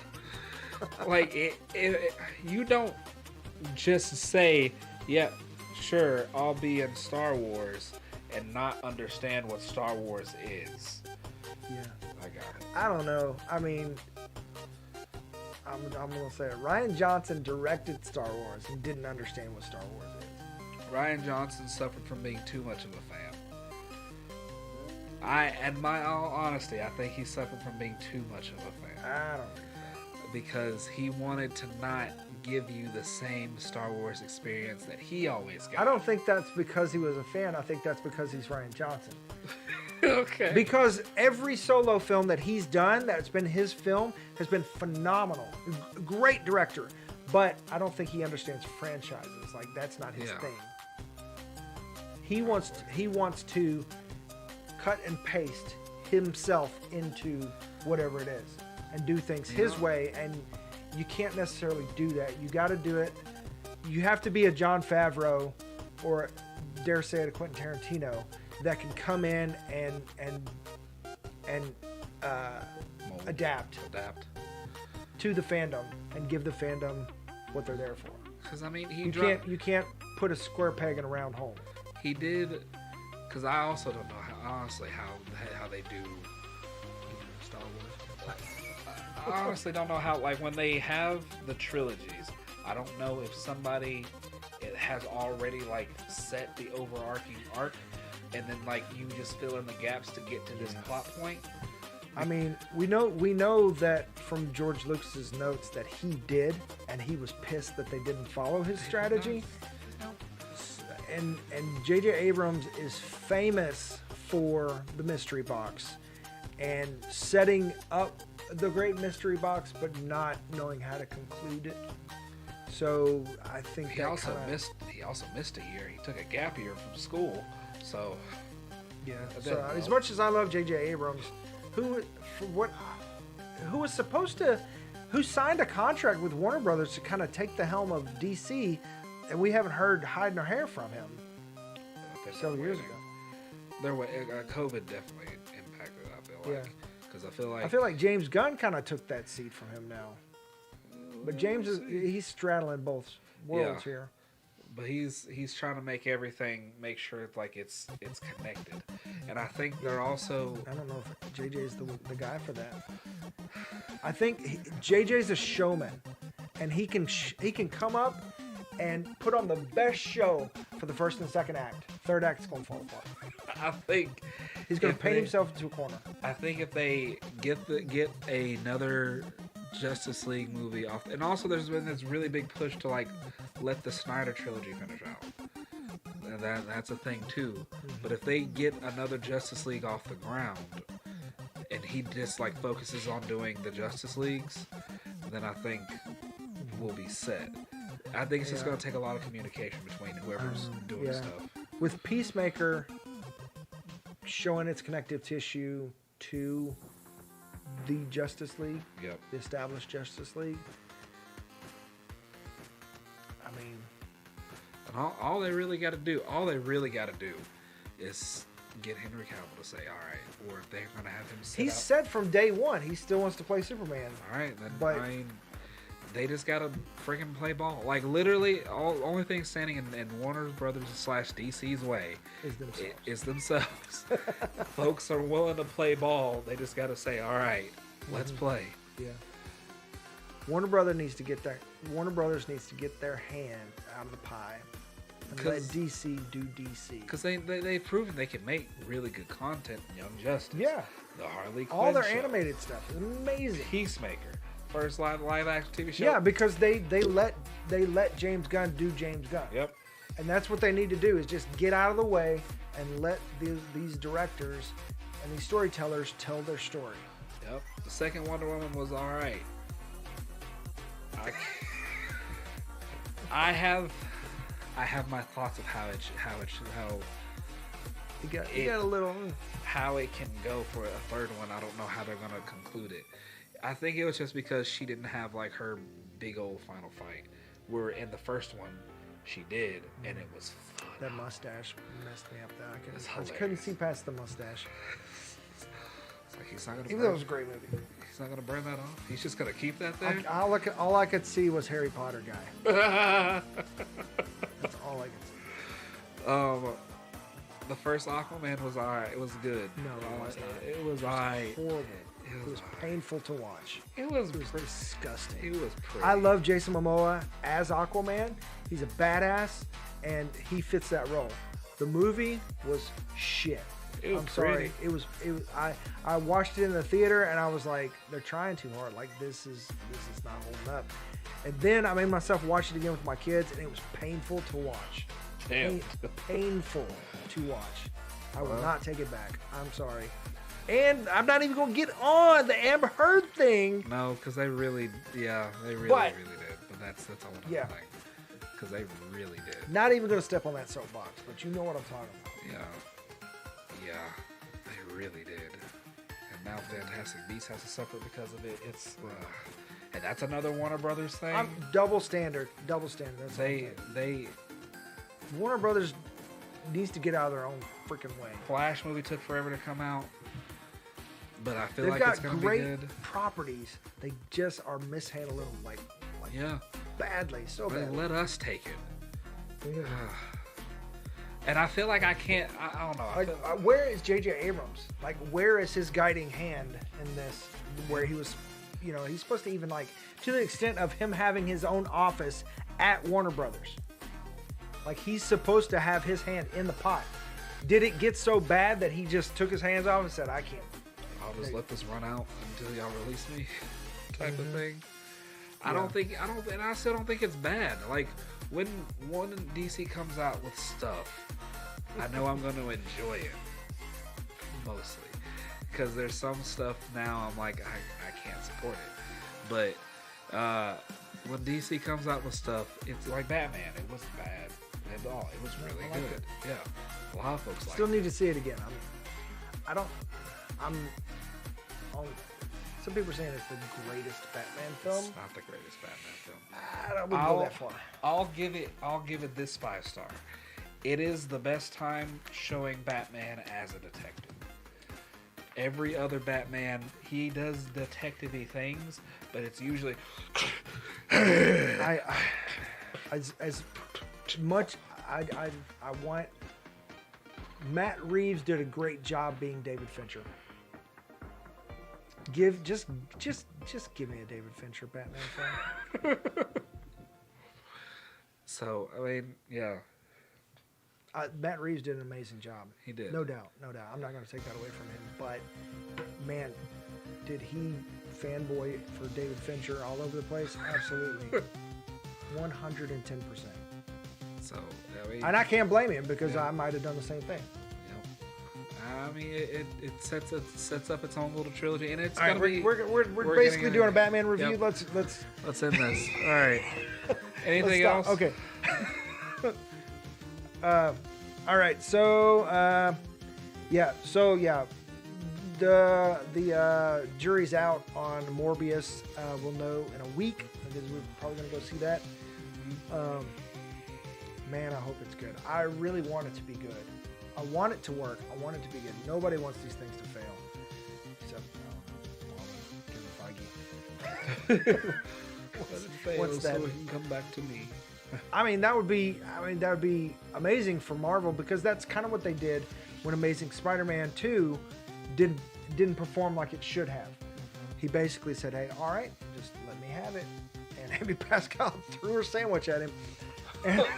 And like, dude, we even went so far as to call like an emergency meeting with his top people to pitch ideas about how they could potentially scoop that and help Sony bring them back into the fold with Spider-Man. Yeah. And when he brought that to Amy Pascal, she was pissed, but she came around. So if like immediately after Spider-Man, because they've got Kraven, they've got Madam Web coming, like, and however other things they've got on the thing here. If this falls so hard when that Kraven trailer drops, nobody's gonna give a shit. No, Craven Sony.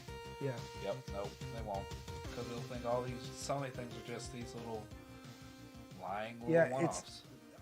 They're gonna, unless they can pull off what they did with Spider-Man, No Way Home, they're just gonna pale in comparison. All that's gonna do now is just show how inadequate they're doing it, and unless they just knock it out of the park, which we want them to do. But at the same time, I mean, I wouldn't be upset if Sony just signed the deal and said, "Hey, we're just gonna make these together forever, and you can have these characters, but we get a cut and we're involved, just like they did with Spider-Man." That would be amazing. Would be. I wish, but I mean, maybe, I don't know. Maybe Kevin Feige's playing 3D chess and Amy Pascal, or that's not. She's kind of like the liaison, but she's not over Sony right now. But yeah, I mean, so we'll see what happens. just the winning play, like the fans already told them what they want. Just give this Amazing Spider-Man 3 and make all this that universe. Easy fix. Easy. Dude, I mean, granted, it's only been it's been 3 months since Spider-Man No Way Home came out.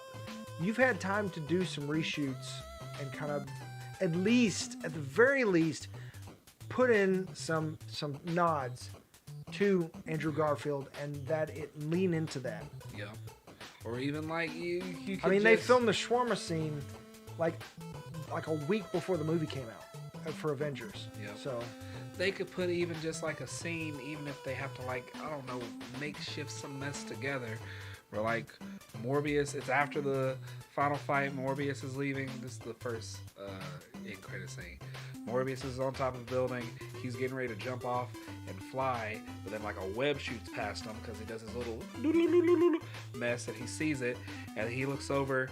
He sees like a figure, but then some sort of bat radar. He turns. Doesn't know what that is. Like Spider-Man flips over his head, and he's on his other side, and he's just right there. It's like, it's Andrew Garfield. I'm watching you, and then it goes away. I'm like, that's it. Something, yeah. Yeah, anything. I mean, just the fact that they've had this in their hands for this long, and known, they've seen the final film. They've had the final film in their hands for at least a year. Yeah. I would say at least a year. I'm giving them credit. But why haven't they? If they knew it was shit, why haven't they done anything about it? Because they just like, we'll just let it fly. Or did Spider-Man No Way Home really shake it up that much? I think it might be that one. It could just be that movie was just so yes. I don't know, because I mean, even like Venom 2 was still just like bad fun. I mean, it was B-movie fun. I mean, done in an A-movie, budget. But yeah, I mean, it was fun. It was great. I mean, it was amazing. So I mean, I don't know. Maybe I don't know. I don't know. Like, I can't explain why they've had this in their hands for so long and they haven't retooled it or refocused it or recut it or something. Reshot things. They've had time. Yeah. They've had time. They could have taken the first month or two after Spider-Man No Way Home and said, guys, we've got to redo this. We've got to fix this. And pulled in a team over the weekend or even a week and just like boom, boom, boom, boom, boom. Maybe Jared Leto wasn't available. I don't know. Even if he wasn't available, I'm sure they got like some shots where they could have just like put in somebody else. Even in the Snyder Cut, the Henry Cavill didn't come back for reshoots. They just like made the shot with him holding Lois's skeleton, Darkseid walking up, and it was the same scene from him after he Zod's neck. So there's ways to do stuff. Yeah, I mean, if they could bring Luke Skywalker back, they could. You can do anything. Yeah, Scooby-Doo this shit. Please. Anyways, yeah, that's. You got anything else? Like, I'm immensely frustrated, and I've got to see what this is. All right, so next up in the MCU, no hard date still for She-Hulk mid-2022, Secret Invasion late 2022, What If Season 2 confirmed for this year. Yay.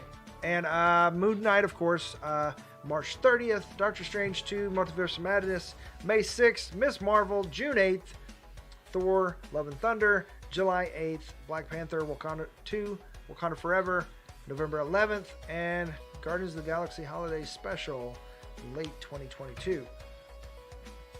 So, that's what we got, and that's it. I know we took a long time, but it's been a couple weeks, so we had a lot to talk about. Yeah.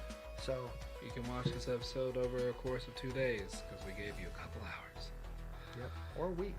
We'll see you next week for Moon Knight, and this weekend for The Walking Dead. It's pretty good right now.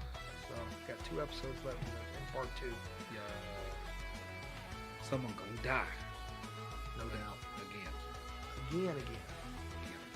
So, yeah, thanks for joining us. Hope that you will join us live on YouTube and all the other platforms, whatever platform you decide, because we're everywhere now. And typically Thursdays, 9:30 p.m. Central Standard Time-ish. And please like, subscribe, and hit that little bell icon so you know when we drop new videos and when we go live. So thank you once again. And don't forget to check out the website at www.broken.pictures.com. that one threw me. I am Dylan. I'm Quinn. And we'll see you next time. Peace. Bye. If I can find the thing here. Yep, there we go. There you go. See you.